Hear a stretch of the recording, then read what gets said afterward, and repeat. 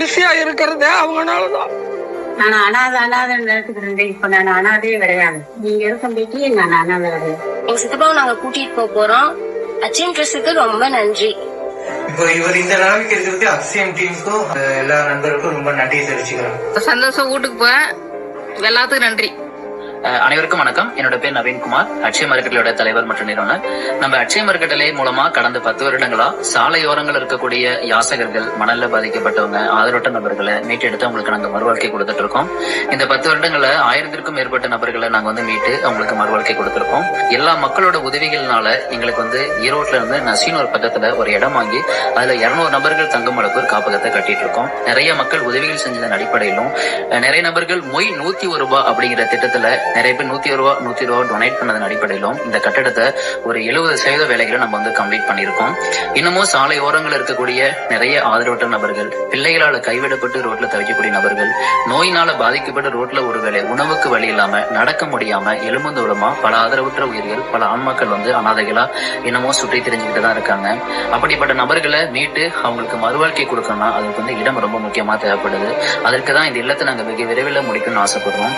உடுத்த உடை இல்லாம, ஒருவேளை உணவு கொடுக்க வழி இல்லாம, யாராவது என்னை தாத்தான்னு கூப்பிட மாட்டாங்களா, பாட்டின்னு கூப்பிட மாட்டாங்களான்னு ஏக்கத்துல பல உயிர்கள், பல ஆன்மாக்கள் அனாதைகளா இருக்கும் சூழ்நிலை இருந்துகிட்டு இருக்கு.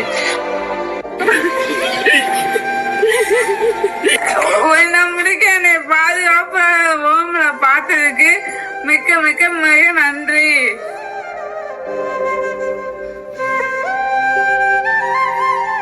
நான் இன்ஸ்டாகிராம் ஸ்க்ரோல் பண்ணிட்டு இருக்கும் போது இவரோட ஒரு வீடியோ பார்த்தேங்க.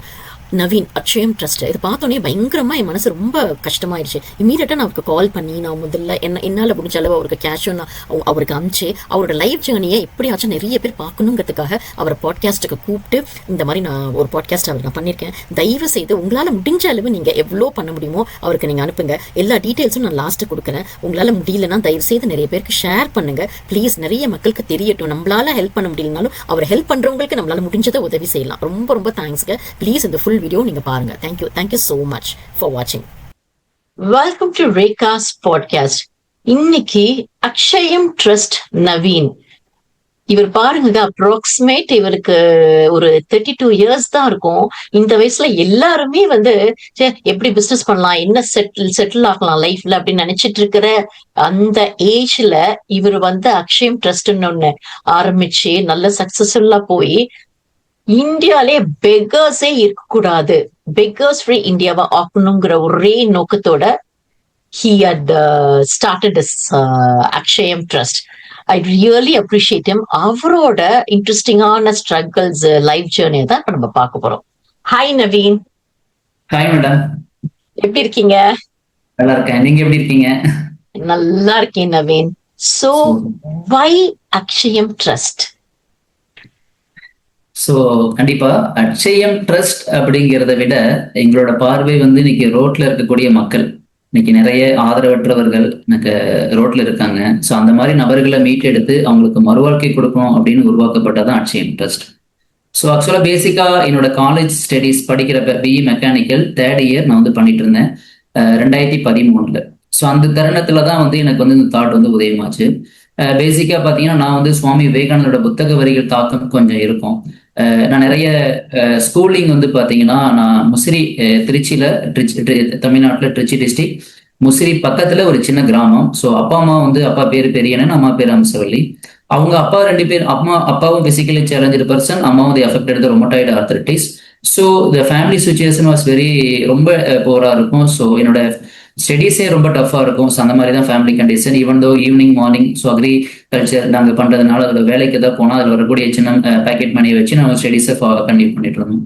ஸோ இந்த மாதிரி ஒரு டஃபஸ்ட் சூழல் இருக்க பட் ஐ ஹவ் நான் தமிழ்ல ரொம்ப நல்லா பண்ணணும் அப்படின்னு ரொம்ப ஆசைப்பட்டேன்.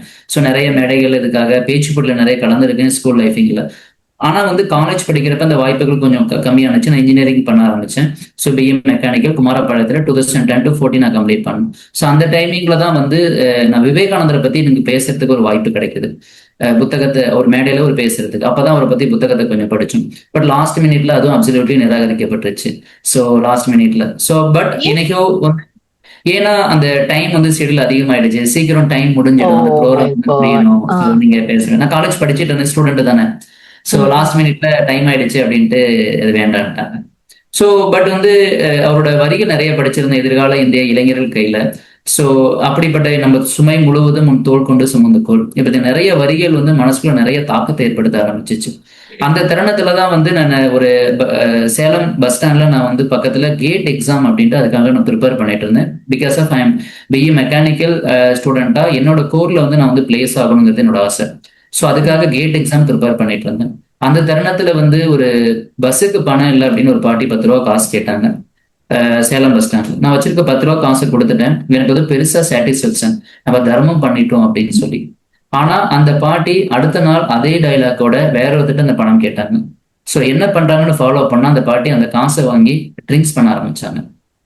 யோசிச்சு பாருங்க, தண்ணி அடிக்க ஆரம்பிச்சாங்க. ஸோ எனக்கு 10 ரூபா தான் என்னோட நைட் டின்னர். அந்த 10 ரூபா வச்சுதான் நான் 4 தோசையோ 2 தோசையோ இல்லை 4 இட்லியோ தள்ளுவண்டி கடையில சாப்பிட முடியும். ஏன்னா என்னோட ஃபேமிலி கண்டிஷன் ஃபினான்ஷியலா ரொம்ப ஸ்ட்ரகிளா இருந்தது. பட் கொடுத்ததுனால எனக்கு ரொம்ப சாட்டிஸ்ஃபேக்ஷன், ஏதோ பெரிய ஹாப்பினஸ். ஆனா அந்த பாட்டி அந்த பணம் வந்து மிஸ்யூஸ் ஆகிறப்ப ரொம்ப கஷ்டமா இருந்தது. ஸோ நைட் எனக்கு தூக்கம் வரலைங்கிறதுக்காக நிறைய புத்தகத்தை படிக்க ஆரம்பிச்சேன். அப்துல் கலாம் புத்தகத்தை படிக்க ஆரம்பிச்சேன். ஸோ நிறைய தலைவரோட புத்தகத்தை படிக்க ஆரம்பிச்சேன். நிறைய தாக்கங்கள் மனசுல வர ஆரம்பிச்சிச்சு. இமீடியட் நெக்ஸ்ட் டே ஒரு 26 வயசுள்ள யங்ஸ்டர் பேரு யுவராஜ், 2013 நடக்குது, என்னோட 19 வயசுல. அவரு வந்து இதே மாதிரி பஸ்ஸுக்கு பணம் இல்லை, நண்பர்கள் என்னை கூட்டிட்டு வந்தாங்க, விட்டுட்டு போயிட்டாங்க, 10 ரூபா கொடுங்கன்னு கேட்டாங்க. சேம் நம்மளும் ஒரு 10 ரூபா கொடுக்குறோம், சேம் ஒரு திருப்தி, நம்மளுக்கு மன திருப்தி கிடைக்குது. நெக்ஸ்ட் டே அவரும் அதே மாதிரி வேற ஒரு பஸ்ல அதே டைலாக்கோட பணத்தை கேட்கிறாரு. என்ன பண்றாங்க அப்படின்னு ஏங்கனா அப்படின்னு கேட்டா மிரட்டுறாரு. ஸோ ஆள் நல்லா வாட்ட சட்டமா இருந்தாலும் நம்ம பயந்துட்டேன். அந்த தருணத்துல பின்னாடி அவரை ஃபாலோ பண்ணா அவரும் வித் ஒயின் ஷாப்புக்கு போயிட்டு ட்ரிங்க்ஸோட வித் பிரியாணியோட அவர் வந்து இருக்காரு. ஸோ யோசிச்சு பாருங்களேன், எதிர்கால இந்திய இளைஞர்கள் கையிலன்னு சொன்ன தலைவர்கள் எங்க? அப்படிப்பட்ட தலைவர்களோட வழிகள் எல்லாம் மறந்து இன்னைக்கு இளைஞன் வந்து ஒரு போதைக்காக வந்து ஒரு யாசகம் எடுக்கக்கூடிய சூழல் நம்ம தமிழகத்துல நம்ம சமூகத்துல இருக்குன்னு நினைக்கிறப்ப அதை விட கொடிய வழி எதுவுமே கிடையாது அப்படிங்கிறத உணர்ந்தேன். ஸோ அதுக்கப்புறம் தான் வந்து ஒரு மாற்றுத்திறனாளி ஒருத்தர் யாசகம் எடுக்கிறாரு. அவர்கிட்ட வந்து நான் அப்ரோச் பண்ண ஆரம்பிச்சிட்டேன். ஏங்கன்னா இப்படி இருக்கீங்கன்னு கேட்டேன். அவர் சொன்னாரு, நான் வந்து உடல் அளவுல வீக்கா இருக்கேன், மனதளவுல கிடையாது. நான் வேலை தேடி ஒரு இடத்துக்கு வந்தாலோ இல்ல மளிகை கடைக்கு என்னோட ஜாமான் வாங்கலாம், மளிகை ஜாமான் வாங்கலாம் அப்படின்ட்டு கடைக்கு போனாலோ என்னோட தோற்றத்தை பார்த்துட்டு எனக்கு 5 ரூபா 10 ரூபா காசு அவங்களே கொடுத்துடுறாங்க. நான் பிச்சையை எடுத்தேன், நான் ஒரு தோற்றத்தை வச்சு எங்களை பிச்சைக்காரனா மாத்துறாங்களே, நாங்க என்ன தப்பு பண்ணோம் அப்படின்னாங்க. அவர் சொன்னது, பிச்சைக்காரங்கள நாங்க மாறல, நீங்க மாத்திருக்கீங்க, எங்களை உருவாக்குனது நீங்க தான், இந்த சமூகத்தாலதான் நாங்க இந்த அளவுக்கு தள்ளப்பட்டிருக்கோம். ரொம்ப கஷ்டமா இருந்தது. ஏன்னா எங்க அப்பாவும் மாற்றுத்திறனாளி தான். நாளைக்கு இதே சூழல் எங்க குடும்பத்துல வந்துட்டா, ஸோ இதே சூழல் நம்ம குடும்பத்துல வந்துட்டா என்ன பண்றது யோசிக்க ஆரம்பிச்சோம்.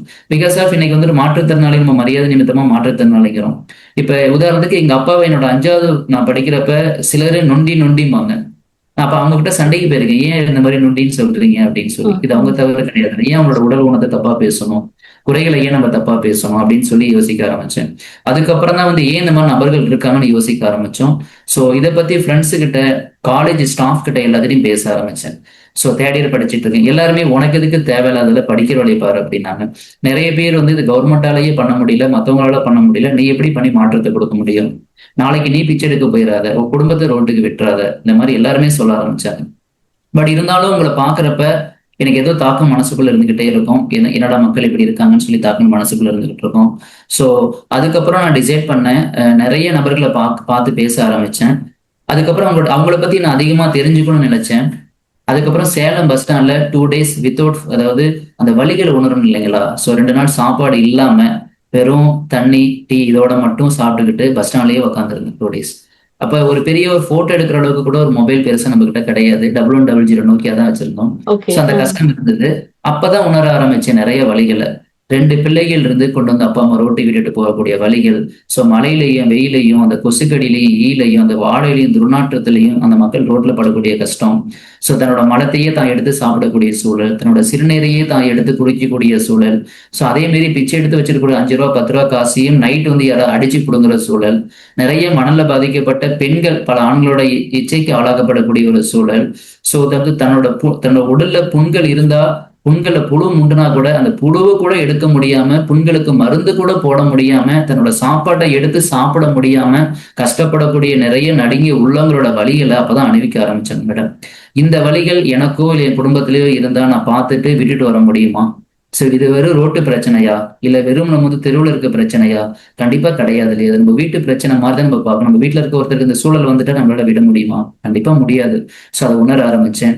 அவங்களையும் நம்ம வீட்டு மக்களா பார்க்கணும்னு சொல்லி உணர ஆரம்பிச்சேன். அதுக்கப்புறம் தான் லைஃபை வந்து இதுக்காக நம்ம அர்ப்பணிக்கணும்னு டிசைட் பண்ண மேடம். அதுக்கப்புறம் அகைன் புத்தக வரிகள், விவேகானந்தர், அப்துல் கலாம், அன்னை தெரசா, இந்த மாதிரி நிறைய வரிகளை படிக்க ஆரம்பிச்சோம். வரிகள் ஒண்ணுமே நாளுக்கு நாள் மெருகேட்ட ஆரம்பிச்சிச்சு. மனதளவுல தயாராக ஆரம்பிச்சோம்.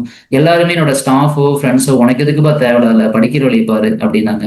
சோ எல்லாருமே வந்து படிக்கிற வழியை பாருன்னு தான் சொன்னாங்க. சோ படிச்சா போதுமான அகாடமிக்ல அதிகம் ஃபோக்கஸ் பண்ணேன். கிளாஸ்ல பேசிக்கா ஆவரேஜ் ஸ்டூடெண்டா தான் இருந்தேன்.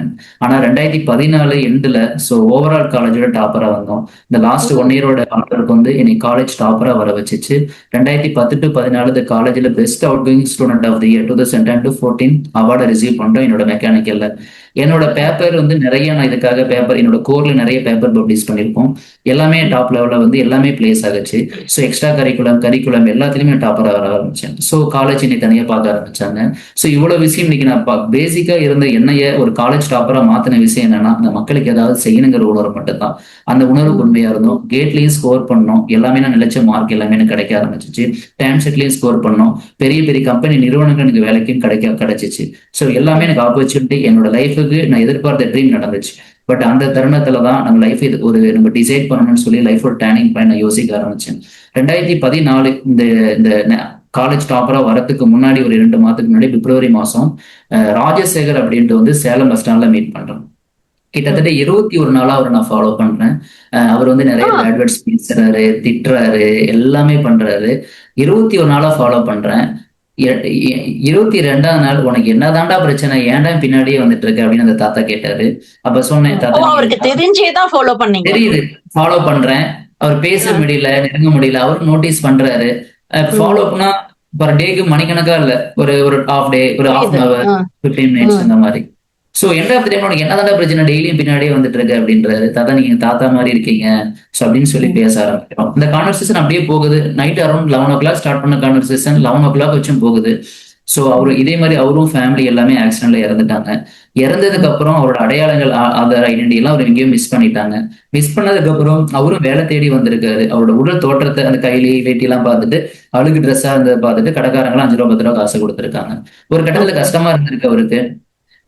பட் வந்து மெல்ல மெல்ல அந்த ஃபர்ஸ்ட் அந்த காசை வச்சு டீ குடிச்சிருக்காரு, எக்ஸஸ் காசை வச்சு சாப்பிட்டுருக்காரு, எக்ஸஸ் காசை வச்சு பீடி குடிச்சாரு, தம் அடிச்சாரு, எக்ஸஸ் வச்சு தண்ணி அடிக்க ஆரம்பிச்சாரு. ஒரு கட்டத்துல ஹோப் அப்படி இழக்க ஆரம்பிச்சார். தான் எதுக்கு வரணும், தான் ஏன் என்ன பண்ணணும்னு சொல்லி வேலைக்கு போக வேண்டாம் அப்படிங்கிற உணர்வு வந்துச்சு.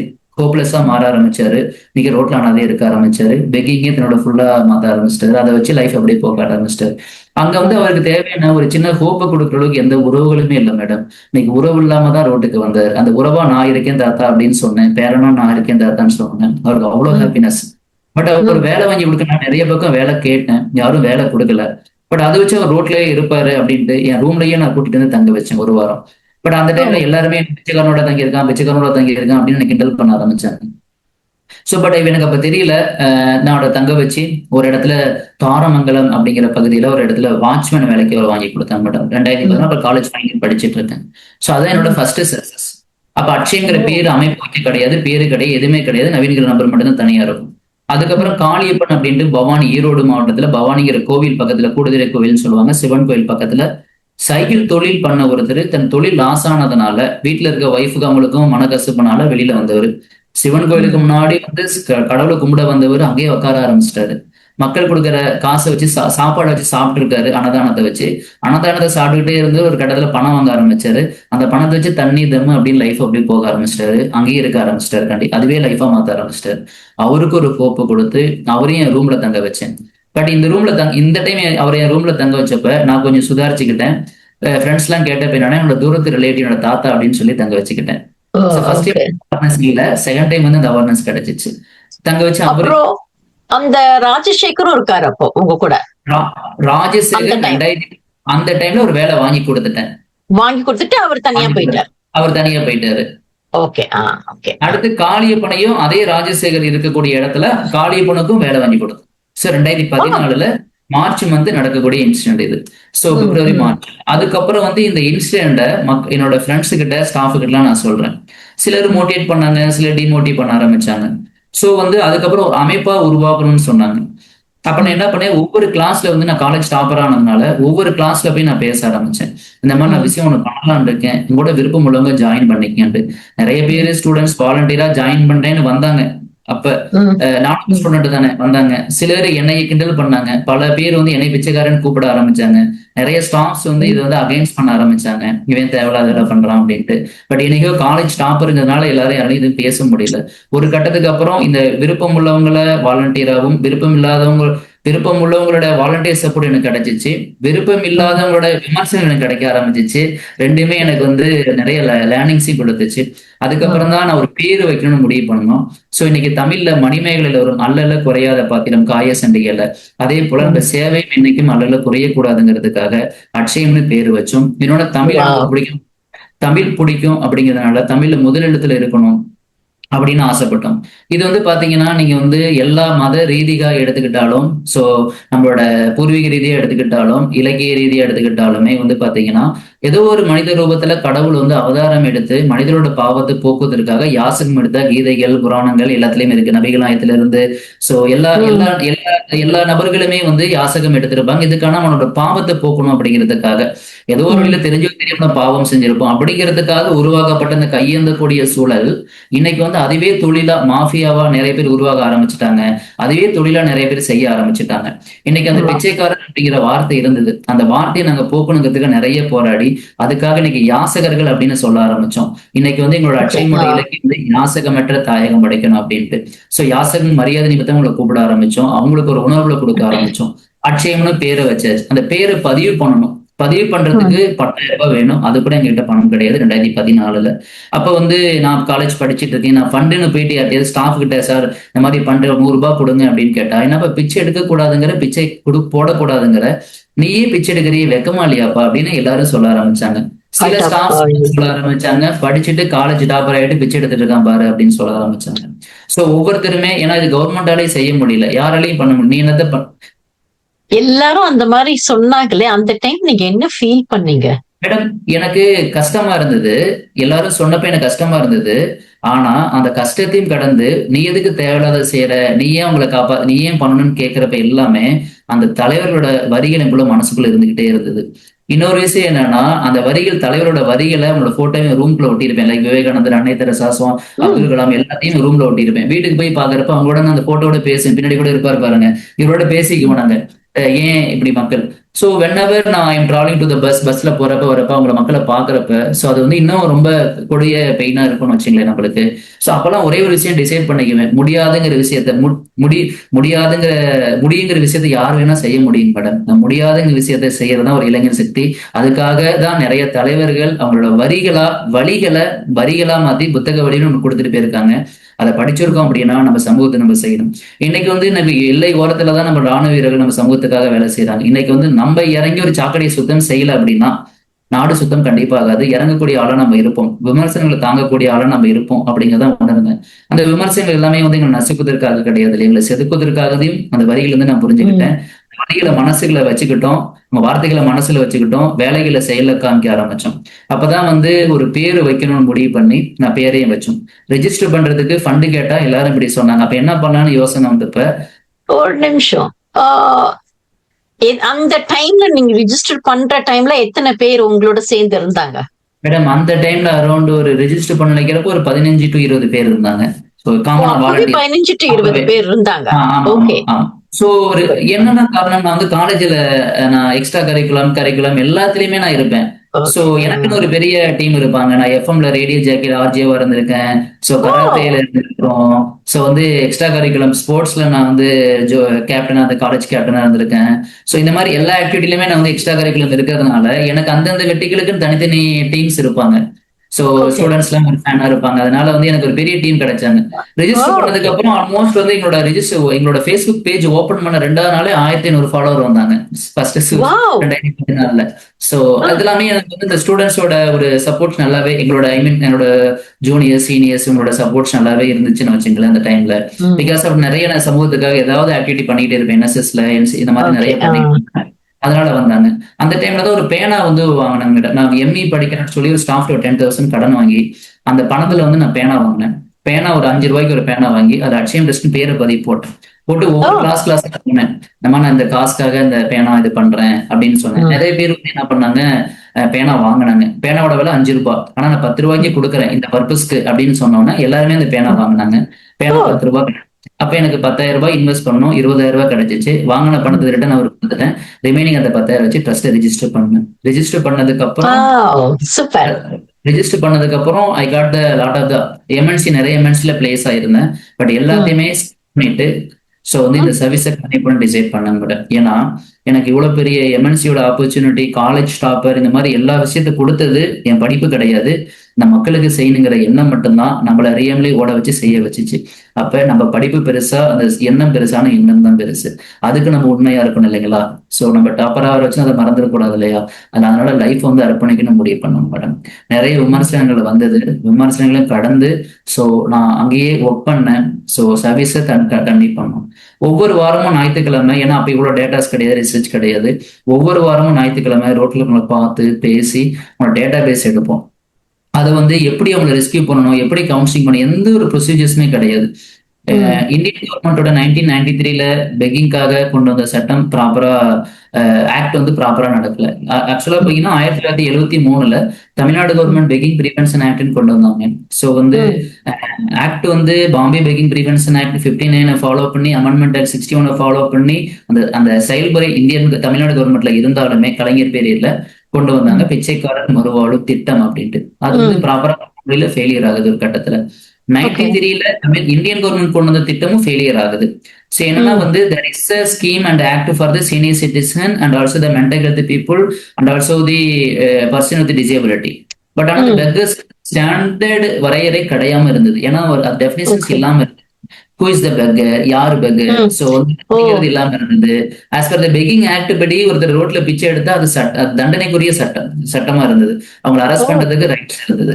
ஸோ காமன் பிளேஸ்ல சொலிசைட் பண்ணாலோ, பப்ளிக் பிளேஸ்லயோ, பிரைவேட் பிளேஸ்லயோ பண்ணாலும் அவங்களை வந்து அரெஸ்ட் பண்றதுக்கு சட்டம் இருந்தது. பட் அது கிரைமா கன்சிடர் பண்ணாங்க. பட் ஒரு கட்டத்துல கோர்ட்ல வந்து கேஸ் வந்து அது அவங்க போனா லைவ்லிஹுட்டுக்காக நான் யாசகம் எடுத்தேன் அப்படின்னு நிறைய வரப்ப அது அப்படியே இந்த ஆக்ட் வந்து எந்த டிபார்ட்மெண்ட்டுமே ஃபாலோ பண்ண முடியல. வெரி டஃபஸ்ட் சப்ஜெக்டா இருந்தது.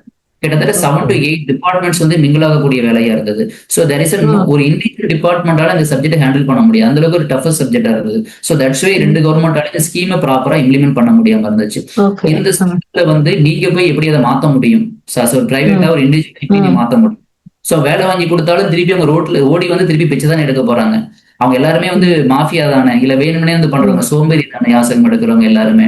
சோ அப்படிங்கிற தாட்டு தான் எல்லாத்தோட மனநிலையில இருக்க ஆரம்பிச்சிச்சு மேடம். ஆக்சுவலா நாங்க யாசகர்ல நிறைய கேட்டகரியா பிரிக்க ஆரம்பிச்சோம். யாசகருக்கு மனிதன், அந்த மனிதர் வந்து ரோட்டுக்கு வராரு அப்படின்னா அது யாரு தவறு?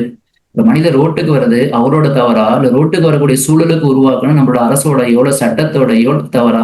இல்ல வந்து இது ஒவ்வொரு மனிதன் வந்து நீங்க ஏழையா இருக்கான், வெளிமலையில இருக்கான்னா அது அதோட ரெஸ்பான்சிபிலிட்டி ஒவ்வொரு இண்டிவிஜுவல்ஸ்க்கும் கண்டிப்பா இருக்கு இல்லைங்களா? அவங்க வானத்துல இருந்து வந்தவங்க கிடையாது இல்லையா? இல்ல வந்து ஏதோ ஒரு வீட்டுல இருந்தவங்க இன்னைக்கு ரோட்டுக்கு வரக்கூடிய சூழலுக்கு தள்ளப்பட்டிருக்காங்க. இது தவறு, அவங்க தவறா, அவங்க குடும்பத்தோட தவறா, இல்ல சமூகத்தோட தவறா, இல்ல அரசோட தவறா? பட் எங்களை பொறுத்தவரை எல்லாத்துக்கும் அந்த ரெஸ்பான்சிபிலிட்டி இருக்கு. ஸோ கம்ப்ளீட்டா எல்லா இண்டிவிஜுவல்ஸ்க்கும் அந்த ரெஸ்பான்சிபிலிட்டி இருக்கு. அந்த மனிதன் இன்னைக்கு ரோட்டுக்கு வரப்ப நிறைய உறவுகள் இருந்து உறவற்ற ரோட்ல தவிக்கப்படுறாங்க. 2 பொண்ணுங்க இருந்தா நான் பாத்துக்கிறதா நீ பாத்துக்கிறதா கருத்து வேறுபாடு ரோட்ல தவிக்கப்படுறாங்க. 60 வயதுக்கு மேலான நிறைய முதியவர்கள் வந்து சோ வந்து அவங்களுக்கு மறதியினால டிமென்சியாவோ இல்ல டெலிசன் ப்ராப்ளமோ வந்துட்டாலோ இல்ல வந்து அவங்களுக்கு சின்ன ஏதோ இஷ்யூ ஆயிட்டாலோ சோ பெட்ரிட்டன் ஆயிட்டாங்கன்னா யாரு பாத்துக்குவா? நீயா நானா? 2 பையன் இருந்தா சேம் கண்டிஷன், நீயா நானா? இல்ல 60 வயதுக்கு மேலாகி அவங்களை வீட்டு வாடகை கொடுக்க முடியாம தன்னோட மனைவி இறந்துட்டாங்கன்னா கணவர் தனியா இருப்பாரு, கணவன் இறந்துட்டாங்கன்னா மனைவி தனியா இருப்பாங்க. அந்த சூழல்ல வீட்டு வாடகை கூட கொடுக்க முடியாம வீட்டை விட்டு வெளியில வரக்கூடிய சூழல் ஒண்ணு இருக்கு. 60 வயசுக்கு மேல ஆயிடுச்சுன்னா அவங்க ஹிப் ஃபிராக்சர் ஆயிடுச்சுன்னா கூட ஹாஸ்பிட்டல் ட்ரீட்மெண்ட் இருந்தா கூட மினிமம் 20 days இருக்கணும் ஜிஹெச்ல. அவங்களால பணம் கொடுக்க முடியாது. அந்த டைம் 20 நாள் அவங்களோட பையனோ பொண்ணோ அவங்க வேலையை விட்டு வந்து பாத்துக்க முடியாது. ஏன்னா அவங்க வேலை போயிடும்.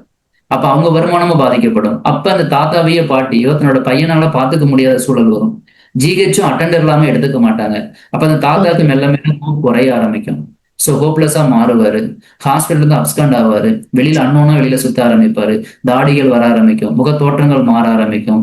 சோ இருக்கக்கூடிய காசு சாப்பிடுவாரு, தண்ணி அடிப்பாரு, தான் யாருன்னே தன்னையே மறந்து ரோட்டை சுத்தக்கூடிய ஒரு சூழலுக்கு தள்ளப்படுவாரு. இது ஒரு விதமான கேட்டகரி. சோ 30 வயசுக்கு மேலான நிறைய மனதை பாதிக்கப்பட்ட பெண்கள் ஸோ வந்து அவங்களுக்கு நிறைய ப்ராப்ளத்துல நிறைய டைப்ஸ் ஆஃப் டிசார்டர்ஸ் மென்டல் ஹெல்த்ல நிறைய இருக்கு. அதுல பாதிக்கப்பட்டு ரோட்டுக்கு வந்து அங்கேயும் நிறைய ஆண்களோட இச்சைக்கு ஆளாகப்பட்டு ஸோ பாதிக்கப்படக்கூடிய சூழல் நிறைய இருக்கு. குடும்பம் இருந்தும் குழந்தைகள் இருந்தும் ரோட்ல மணல பாதிப்பினால தவிர்க்கப்படுறவங்க ஏகப்பட்ட பேர் இருக்காங்க. ஸோ பிசிக்கலி சேலஞ்சினால வெளியில வந்தவங்க நிறைய பேர் இருக்காங்க. ஸோ தன்னோட சின்ன சின்ன வீட்டு பிரச்சனைனால வெளியில வந்தவங்க நிறைய பேர் இருக்காங்க. குடும்பத்துல இருக்கக்கூடிய மிஸ் அண்டர்ஸ்டாண்டிங்னால வெளியில வந்தவங்க, இல்ல அவங்களே வெளியில அனுப்புனவங்க, இந்த மாதிரி நிறைய கேட்டகரிஸ் இருக்காங்க. ஸோ இவங்க எல்லாருமே ரோட்ல வந்து தன்னோட வாழ்வாதாரத்துக்கு கையேந்துறாங்க. சிலர் உண்மையாலுமே அடிக்ஷன்னால வெளியில வந்தவங்க அதுவே லைஃபா கன்டினியூ பண்றதுனால சிலர் அவங்கள மாஃபியா நம்ம கூப்பிடுறோம், சிலர் இந்த மாதிரி சூழல் இருக்கு. பட் டெஃபினட்டா மெட்ரோ சிட்டிஸ் இந்த மாதிரி இடத்துல ஒரு 2 to 3% அந்த மாதிரி பீப்புள் இருக்காங்க. ஸோ கால்டஸ் மாஃபியா மாதிரி சில பீப்புள் இருக்காங்க. பட் நம்மளோட பார்வைக்கு எல்லாமே இன்னைக்கு வந்து எல்லாருமே யாசகர்கள் அப்படின்னாலே சோம்பேறி மாஃபியா அப்படின்னு நம்ம 2-3 படத்தை பார்க்கறதுனால நம்ம அதை மட்டும்தான் நம்ம சொல்றோம். ப்ராக்டிக்கலா நம்ம பாக்குறது இல்லை. ப்ராக்டிக்கலா வந்து it's not a single problem, it is psycho social economic issues. Not a single part நம்ம பார்க்க முடியாது, எல்லாரும் இதை நம்ம பார்க்க முடியும். ஸோ ஒருத்தனுக்கு அந்த அளவுக்கு ஒரு ரோட்டுக்கு வரணும் அப்படின்னா அது வந்து ரோட்ல யாசகம் எடுக்குன்னா அது இறப்போட உச்ச நிலை தான் மேடம். அது இறந்துடலாம், இறப்புக்கும் அந்த வாழ்வுக்கும் இடிக்கப்பட்டு உச்ச நிலையில தான் வந்து தவிச்சிட்டு இருக்காங்க ரோட்ல. ஸோ அந்த சூழலுக்கு ஏன் அவங்க போகப்பட்டாங்க, அது ஏன் தள்ளப்பட்டாங்க அப்படிங்கிறத நம்ம யோசிக்க ஆரம்பிச்சோம்.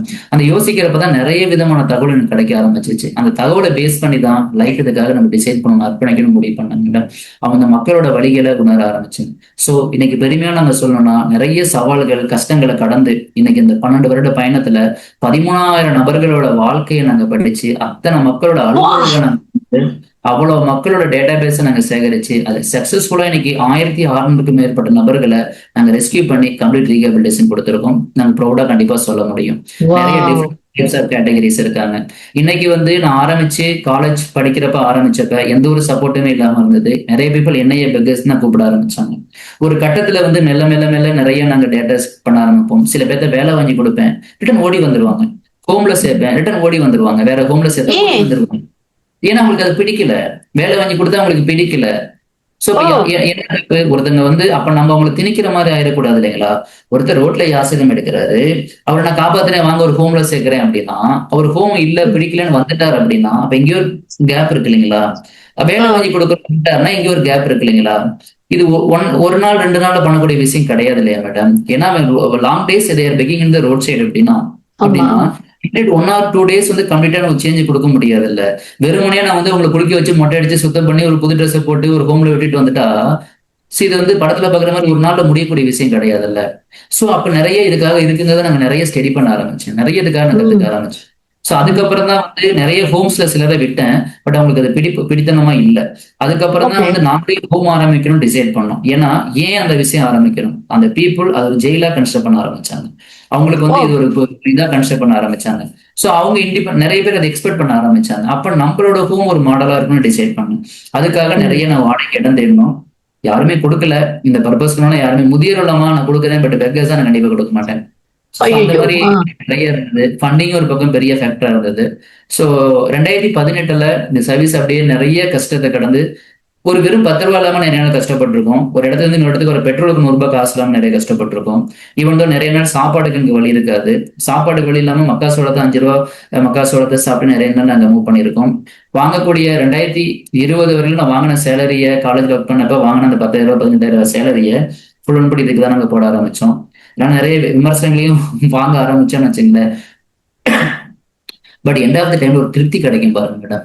அவங்களோட முகத்துல இருக்கக்கூடிய மகிழ்ச்சியை பாக்குறப்ப, வாழவே முடியாதுன்னு உருந்துகிட்டு இருந்த நிறைய பேர் இன்னைக்கு ஹாப்பியா வாழ்ற தருணத்தை பாக்குறப்ப, நான் இறந்துருவேன்னு சொன்னவங்க இன்னைக்கு நான் சந்தோஷமா இருக்கிறேன்னு சொல்றத பாக்குறப்ப, நான் சூசைட் பண்ணிக்கலான்னு ஆத்துல விழுந்தேன்பா, இன்னைக்கு என்னை காப்பாத்தி வச்சிருக்கீங்கப்பான்னு அவங்க சொல்றப்ப, என் புள்ள கூட யாரும் பாத்துக்கல சாமி, நீங்களாம் நீ குழந்தைங்களா வந்து பாத்துக்கிறீங்கன்னு அவங்க சொல்றப்ப, அதை விட லைஃப்ல வேற எதுவுமே கண்டிப்பா பெருசு கிடையாதுங்கிறத டெய்லி உணர்ந்துட்டு இருந்தேன்னு வச்சுங்களேன். ஒரு பாட்டி கூட சொன்னாங்க, ஈரோட்ல வெள்ளோடுங்கிற ஒரு பக்கத்துல இந்த பாட்டியை பார்த்தப்ப கையில பெரிய புண்ணா இருந்தது. இந்த பாட்டி வந்து என்னன்னா, ஏன் பாட்டி புண்ணாயிடுச்சுன்னா, நான் வச்சிருக்க காசு ஒருத்தர் நைட்டுக்கு விரல உடைச்சு புடுங்கிட்டு போயிட்டான் தம்பி அப்படின்னாங்க. சோ பிச்சை எடுத்து வச்சிருக்க காசை, யாசகம் எடுத்து வச்சிருக்க காசையும் ஒருத்தங்க பிடுங்கிட்டு போறாங்க. அப்புறம் அந்த பாட்டிகிட்ட கேட்டேன். பாட்டி சொல்றாங்க, சாமி நான் அனாதையா இறந்துருவேனா சாமி, நான் அனாதையா செத்துட்டா எனக்கு யாராவது மாலை போடுவாங்களா சாமி, என் பக்கத்துல உட்காந்து யாராவது அழமாட்டாங்களா சாமி, என் பிள்ளைங்களாம் வரமாட்டாங்களா சாமி, நான் அனாதையா போயிடுவேனா சாமி, நான் செத்துட்டா என் மேல எருமை முக்கியம் சாமி, ஈ முக்கியம் சாமி, நாயெல்லாம் சீண்டும் சாமி, ஏன்னா அதான் அனாதை போனோம்னு சொல்லுவாங்க சாமி, நான் அனாதையே செத்துறேன்னா சாமி, என்னை காப்பாத்த யாரும் இல்லையா சாமி, கோயில்னு போனேன் சாமி, கடவுள் நம்பினேன் சாமி, இந்த கடவுளுக்கு போய் அங்க இருந்தாலுமே அங்க இருக்கவங்க இங்க உட்காராத அங்க உட்கார துரத்துறான் சாமி, கடைக்கு முன்னாடி உட்கார்ந்தாலுமே துரத்துறாங்க சாமி, 2 பொண்ணுங்க இருந்துச்சு சாமி, 2 பொண்ணுங்களையும் ஒவ்வொரு ஊர்ல கல்யாணம் பண்ணி வச்சு கொடுத்தேன், அவங்க ஊருக்கு வீட்டுக்கு போனா கூட முத பொண்ணு 2ஆவது பொண்ணு வீட்டுக்கு துரத்துறா, 2ஆவது பொண்ணு முத பொண்ணு வீட்டுக்கு போன்னு துரத்துறா, எனக்கு இருந்து ஒரே ஒரு கணவர், அந்த கணவர் உலகமே கணவர் தான் நினைச்சிருந்தேன், அந்த கணவர் 80 வயசுக்கு மேல இறந்துட்டாரு, வாடகை கொடுக்க முடியல, வீட்டு ஓனர் வீட்டை விட்டு துரத்திட்டாரு, எங்க போறதுன்னு தெரியல சாமி, சுத்துறேன் சாமி, நான் அனாதையே செத்துறோம்னா சாமி அப்படின்னு. பாட்டி நாங்க இருக்கோம் பாட்டி அப்படின்னு சொன்னப்ப அப்படியே கட்டி பிடிச்சிட்டு அழுதாங்க. சாமி எப்படியாவது கூட்டிட்டு போயிரு சாமி, எப்படியாவது கூட்டிட்டு போயிரு அழுதாங்க. ஸோ அந்த தருணத்தை நான் வெறுமனையா பேசலாம், ஆனால் நாங்கள் லைவா உணர்ற தருணத்தை அது வேர்ட்ஸ் கிடையாது, எங்களால பேசுறதுக்கு வார்த்தைகள் இல்லை. இந்த பாட்டியை கூட்டிட்டு வந்தோம், என் ஹோம்ல வச்சிருந்தோம், கிட்டத்தட்ட அந்த பாட்டிக்கு எல்லாமே சாப்பாடு ஊட்டி தான் விட்டோம், எல்லாமே கம்ப்ளீட் ஃபீடிங் தான், இன்க்ளூடிங் ஒரு மோஷன் கூட அந்த மாதிரி தான் நாங்களே எல்லாம் பார்த்து பண்ணோம். ஒரு கட்டத்துல பாட்டி நல்லா இருந்தாங்க. ஒரு 3 மாசத்துக்கு அப்புறம் அந்த பாட்டி என்ன சொன்னாங்கன்னா, சாமி நான் ரொம்ப சந்தோஷமா இருக்கேன், நான் நிம்மதியா செத்துருவேன், நான் ரோட்ல படுத்திருந்தேன், இன்னைக்கு நான் கட்டில படுத்திருக்கேன், வெயில்ல இருந்தேன், இன்னைக்கு நான் ஃபேனுக்கு அடியில சந்தோஷமா இருக்கேன், எனக்கு யாருமே இல்லை நினைச்சேன், என் பேரன் பேத்தியில் இத்தனை பேர் நீங்க எங்க கூட இருக்கீங்க, சாப்பாடுன்னு கையேந்தி கேட்டேன், இன்னைக்கு நீங்க அழகா ஊட்டி விடுறீங்க, இதுக்கப்புறம் வாழ்ந்து என்ன சாமி நான் பண்ண போறேன், நான் நல்லபடியா இறந்துருவேன் சாமி, இறந்தா என் ஆன்மங்களை பார்த்துக்கும் சாமி அப்படின்னு அந்த பாட்டி சொன்னாங்க. ஸோ பாட்டி ஏதோ ஒரு எமோஷனலா சொல்றாங்கன்னு நாங்க நினைச்சோம். அடுத்த நாள் காலையில நல்லாதான் இருந்தாங்க, அடுத்த நாள் மார்னிங் பார்த்தா அந்த பாட்டி இறந்துட்டாங்க. எங்களுக்கு ரொம்ப கஷ்டமா இருந்தது. ஸோ உடனே அந்த பாட்டியை நாங்கள் அடக்கம் பண்றதுக்குரிய ப்ராசஸ் பண்ணோம். அந்த பாட்டி ஆசைப்பட்டபடி நிறைய விஷயத்த நாங்க செஞ்சோம். பட் இருந்தாலும் அவங்க என்னதான் நாங்க உறவுகள் அவங்களோட பிள்ளைகளா பேரன்களா நம்ம இல்லாட்டியுமே அவங்களோட பிள்ளைகளை வர வைக்க நாங்க எவ்வளவு முயற்சி பண்ணோம். அவங்ககிட்ட அந்த பொண்ணுகிட்ட 2 பேருக்கு ஃபோன் பண்ணி இந்த மாதிரி அம்மா தவறிட்டாங்க வாங்கன்னு சொன்னா அவங்க வரல. அவ எப்படியோ போறா என்கிட்ட சொல்லாதீங்க, அவ எப்படியோ போறா என்கிட்ட சொல்லாதீங்க, நீங்களே அப்படின்னு. ஒரு கட்டத்துல 2 பொண்ணுங்களுமே அவங்க மருமகனுங்க போனை கட் பண்ண ஆரம்பிச்சிட்டாங்க, திருப்பி கூப்பிடாதீங்கன்னு கட் பண்ண ஆரம்பிச்சிட்டாங்க, நம்பர் பிளாக் பண்ண ஆரம்பிச்சிட்டாங்க. சோ ஒரு கட்டத்துல எனக்கு கஷ்டமா இருந்தது, அவங்க மேல கோவப்படுறதா இல்ல பாட்டியோட இறுதி காரியத்தை சரியா செய்யறதான்னு பாக்குறப்ப எனக்கு அந்த பாட்டியோட இறுதி காரியம் தான் முக்கியமா பட்டுச்சு. அதனால போலீஸ் ஸ்டேஷன்ல இன்ஃபார்ம் பண்ணி ஸ்டேஷன் மூலமா உங்களுக்கு தகவல் கொடுத்து அந்த ஏரியால ஸ்டேஷன்ல சொல்லி எல்லா செலவையும் நாங்க பாத்துக்கிறோம், கூட மட்டும் நீங்க மாலை போடுங்க போதும்னு சொன்னோம். அதுக்காக போலீஸ் சொன்னதுனால வந்தாங்க, மாலையை நாங்க வாங்கி வச்சிருந்தோம், அதை அவங்க கையால போட்டாங்க, நாங்களும் மாலை போட்டு இந்த பாட்டியை நல்லபடியா அனுப்பி வச்சோம். சோ என்னன்னா மேடம் இதை பாக்குறப்ப இன்னைக்கு சமுதாயம் எப்படி போயிட்டு இருக்குன்னு பாருங்களேன். என்னோட பெத்த அப்பா அம்மா செத்தாலும் பரவாயில்ல, அந்த பணத்தை நான் வாங்க வரமாட்டேன், அந்த இறுதி காரியத்தை நான் செய்ய வரமாட்டேன்னு ஒரு உலகம் இருக்கு அப்படின்னா அதை விட கேவலம் எதுவும் கிடையாது இல்லைங்களா? இதே மாதிரி நிறைய ஸ்டோரிஸ் நாங்க பாக்குறோம் மேடம். இன்னைக்கு ஒருத்தருக்கு தன்னோட அப்பாவை ரோட்ல விட்டுட்டு போன் பண்ணி சொல்றாரு, ஒருத்தர் ரோட்ல அனாதையா இருக்காரு கூட்டிட்டு போங்க அப்படிங்கிறாரு. சோ அப்பாவை தன்னோட சொந்த பையன் ஆக்சுவலா என்னன்னா அவங்க எங்களுக்கு ரொம்ப நாளைக்கு முன்னாடி என்னோட அப்பா உங்க ஹோம்ல சேர்த்துக்கோன்னு கேக்குறாங்க. நாங்க சொல்றோம் அப்பாவை நாங்க எப்படி சேர்த்துக்க முடியும், அவங்க பார்க்கதான் நீங்க இருக்கீங்க, நாங்க ஆதரவற்றவர்களாக நாங்க இருக்கோம், நாங்க எடுத்துக்க முடியாது, அதுக்காக நிறைய காப்பகம் இருக்காங்க, நீங்க சேருங்க நாங்க சொன்னோம். பட் அவர் என்னன்னா இல்ல நீங்க நல்லா பாத்துக்குவீங்க அப்படின்னா நாங்க முடியாது அப்படின்னு எங்களோட நாம்ஸ் நாங்க சொல்லிட்டோம். அதுக்கப்புறம் நிறைய பொலிட்டிக்கல் ப்ரெஷர் அங்க இங்கேயும் சொல்லி எடுத்துக்க சொன்னாங்க, நிறைய பக்கம் மினிஸ்டர் அதுன்னு சொன்னாங்க. பட் அப்பயும் நாங்க ப்ராப்பரா எங்களோட நாங்க எக்ஸ்பிளைன் பண்ணிட்டோம். ஒரு கட்டத்துக்கு அப்புறம் அவர் யோசிச்சார் போல, அவர் என்ன பண்ண ரோட்ல விட்டுட்டு வேற ஒரு நம்பர்ல இருந்து போன் பண்ணி இந்த மாதிரி ரோட்ல ஒருத்தர் அனாதையா இருக்கிறது கூட்டிட்டு போங்க அப்படின்னாரு. நாங்க போய் ரோட்ல தாத்தாட்ட பார்த்து பேசுறோம், தாத்தாவும் ஓகேங்கிறாங்க. அதுக்கப்புறம் பேக்ரவுண்ட்ல விசாரிக்கப்ப தெரியுது அந்த தாத்தா கூட்டிட்டு வரப்ப அந்த பெத்த பையன் கடையில ஆப்போசிட்ல டீ குடிச்சிட்டு அதை வேடிக்கை பார்த்துட்டு இருக்காரு. கூட்டிட்டு போறாங்களே பெத்த அப்பாவை ரோட்டை விட்டு பேசிட்டு இருக்கு. அதுக்கப்புறம் நாங்க கண்டுபிடிச்சு அவரை கூப்பிட்டு வச்சு, ஆனா நீங்க சொன்னது கரெக்ட், பட் இது தப்பு இல்லையான்னு சொல்லி உங்களுக்கு தாத்தா ஹோம்ல தானே சேர்க்கணும்னு அவங்களுக்கு நாங்க வேற ஒரு ஹோம்ல சேர்த்து விட்டு நீங்க அப்ப போய் பார்த்துட்டாங்கன்னு சொல்லி 2 பேருக்கு அவருக்கும் கவுன்சிலிங் கொடுத்து அதை நாங்க ஃபாலோ அப்பும் பண்ணிட்டு இருக்கோம். இப்ப தாத்தாவும் சந்தோஷமா இருக்காரு, பையனை அவரை போய் பார்த்துட்டு வர்றாரு.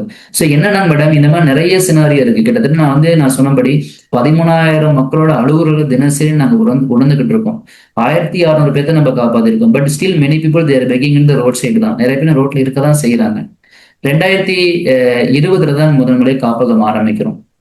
ஃபண்டிங் எங்களுக்கு பெரிய ஸ்ட்ரகிளா இருக்கும். ஸோ 2018 கவர்மெண்ட் ஆஃப் இந்தியாவோட நேஷனல் யூத் அவார்டு வாங்குறோம் மேடம். அதான் லைஃபோட பெரிய டேர்னிங் பாயிண்ட். அந்த அவார்டு எப்போ வாங்கினேன்னு கேட்டீங்கன்னா நீங்க ரொம்ப ஆச்சரியப்படுவீங்க. அதே ஜனவரி 12ஆம் தேதி வாங்குறேன். ஸோ ஜனவரி 12 விவேகானந்தரோட பிறந்த நாள். ஸோ எதோட புத்தக எழுச்சினால ஆரம்பிச்சோனோ அதேயோட வரிகளை வாங்குறப்பதான் எனக்கு உண்மையாலுமே தெரிய வந்தது நம்ம ஏதோ சம்திங் பண்றோம். அதுக்கு முன்னாடி எனக்கு வந்து நம்மளும் பேருக்கு பண்றோமா, புகழுக்கு பண்றோமா, இல்ல நம்ம ஏதாவது இதுக்கு பண்றோமாங்கிற கேள்விகள் எனக்குள்ள வர ஆரம்பிச்சிச்சு. நிறைய வந்து நான் ஆர்டிஐல கேள்வி கேட்க ஆரம்பிச்சேன். சட்டத்தை பத்தி என்னென்ன இருக்குன்னு கேட்க ஆரம்பிச்சேன். நாங்க செய்யற சேவை உண்மையா பொய்யா நிறைய நான் ரிசர்ச் பண்ண ஆரம்பிச்சேன். அந்த நாளோட ரிசர்ச்சுக்காக தான் நான் செலவிட்டேன். நிறைய ஸ்பிரிச்சுவலா இருக்கக்கூடிய நிறைய போயிட்டு கோயில்கிட்ட இருக்கக்கூடியவங்க நிறைய பேர்த்துக்கிட்ட ஏன் இந்த மாதிரி இருக்காங்க எல்லாத்தையும் அனலைஸ் பண்ண ஆரம்பிச்சேன். நிறைய ஹோம்ல இருந்து ரிட்டர்ன் வந்தவங்கட்டையும் அனலைஸ் பண்ணேன், ஹோம்ல சந்தோஷமா இருக்க மட்டும் அனலைஸ் பண்ணேன். ஸோ எல்லா விதமான பீப்புள்டையும் அனலைஸ் பண்ண ஆரம்பிச்சேன். அனலைஸ் பண்ணி தான் நான் யாசகர்ல 18 வகைகளா பிரிக்க ஆரம்பிச்சேன். அதுக்கு முன்னாடி நிறைய சேலஞ்ச் இருக்கும். 18 வகைகளா எங்களுக்கு தகுந்த மாதிரி நாங்க 18 வகைகளா பிரிச்சு அதுக்கேற்றபடி நாங்க ரீஹபிலிட்டேஷன் கொடுக்க ஆரம்பிச்சோம். அதான் இன்னைக்கு சக்சஸ் கொடுத்துட்டு இருக்கு. ஸோ அதுக்கப்புறம் தான் 2018 அது வரையிலும் வந்து நிறைய ஸ்ட்ரகிள்ஸ் இருந்து எல்லாருமே கிண்டல் பண்ணாலும் 2018 கவர்மெண்ட் ஆஃப் இந்தியாவோட நேஷனல் யூத் அவார்டு எங்களுக்கு வாங்கினதுக்கு அப்புறம் மாற்றம் வருது. அதுக்கப்புறம் தமிழ்நாடு கவர்மெண்ட் வந்து எங்களுக்கு ஸ்டேட் யூத் அவார்டு கொடுத்தாங்க. ஆனந்த விகடன் மேகசின் அவங்களோட டாப் 10 யங்ஸ்டர்ஸ் அவார்டு நம்பிக்கை விருதுகள் அது எங்களுக்கு கொடுத்தாங்க. அதுக்கப்புறம் வந்து நிறைய ஈரோடு மாவட்ட ஆட்சியர், அதுக்கப்புறம் நிறைய விருதுகள் மோர் தென் 80+ அவார்ட்ஸ் நாங்க ரிசீவ் பண்ணிருக்கோம். நிறைய பெரிய லெவல் அவார்ட்ஸ் எல்லாமே நாங்க ரோட்டரி இன்டர்நேஷனல் லெவல்ல நிறைய அவார்ட்ஸ் ரிசீவ் பண்ணிருக்கோம். பட் இந்த அவார்ட்ஸ் எல்லாமே எங்களுக்கு கொடுத்தோன்னு என்னன்னா அதை நான் வாங்கிட்டு சந்தோஷப்பட்டதை விட பட் அதை வாங்கணும்னு இந்த ரெஸ்பான்சிபிலிட்டி அதிகமான மாதிரி ஒரு ஃபீல் ஆச்சு. ஸோ இன்னைக்கு நாங்க வாங்கினப்ப நேஷனல் அவார்டு வாங்கினப்ப நம்ம காப்பாத்தின மக்களோட எண்ணிக்கை 192 பேர் அப்ப. பட் இப்ப நாங்க காப்பாத்தினது 1600 பேர். ஸோ அதுக்குரிய இம்பாக்ட் நம்ம கொடுக்கணும் இல்லைங்களா பண்ணோம். 2020 முதல்ல ஒரு ஹோம் ஆரம்பிச்சோம். ஸோ ரொம்ப ஸ்ட்ரகிள் பண்ணி வாடகை இடத்துல ஆரம்பிச்சேன். 2022 அதை காலி பண்ணக்கூடிய ஒரு சூழல் வந்துருச்சு. அது வாடகை இடத்தோட ஓனர் லோன் வாங்கி லோனை கட்ட முடியல, காலி பண்ண சூழல் வந்துருச்சு. ஸோ தென் வந்து அதுக்கப்புறம் தான் டிசைட் பண்ணி ஒரு ஓனா நம்ம கிட்ட இடம் இருந்தா நல்லா இருக்குன்னு ஒரு இடத்த வாங்க முயற்சி பண்ணேன். ரொம்ப ஸ்ட்ரகிள் பண்ணி இந்த இடத்த வாங்கணும், எல்லா மக்களோட உதவியில வாங்கணும். இன்னைக்கு அந்த இடத்துல 200 பேர் தங்குற மாதிரி ஒரு பில்டிங் நாங்க கட்டிக்கிட்டு இருக்கோம்.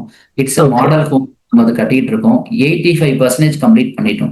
இப்ப அட் பிரசன்ட் ஈரோட்ல 5 இடத்துல எங்களோட ஹோம் ரன் ஆயிட்டு இருக்கு. 150 பீப்புள் எங்ககிட்ட இப்ப ஸ்டே பண்றாங்க. என்னோட பெரிய ஸ்ட்ரென்த்னா எங்களோட வாலண்டியர் தான். நிறைய வாலண்டியர்ஸ் எங்க கூட இருக்காங்க.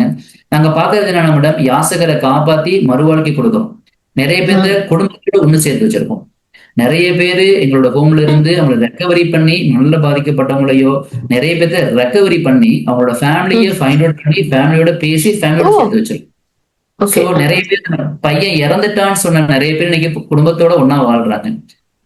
ஒருத்தர் நேபாள் கண்ட்ரியை சேர்ந்தவர், அவருக்கு 30 வயசு தான், பேரு சுமன் அவர் பேரு.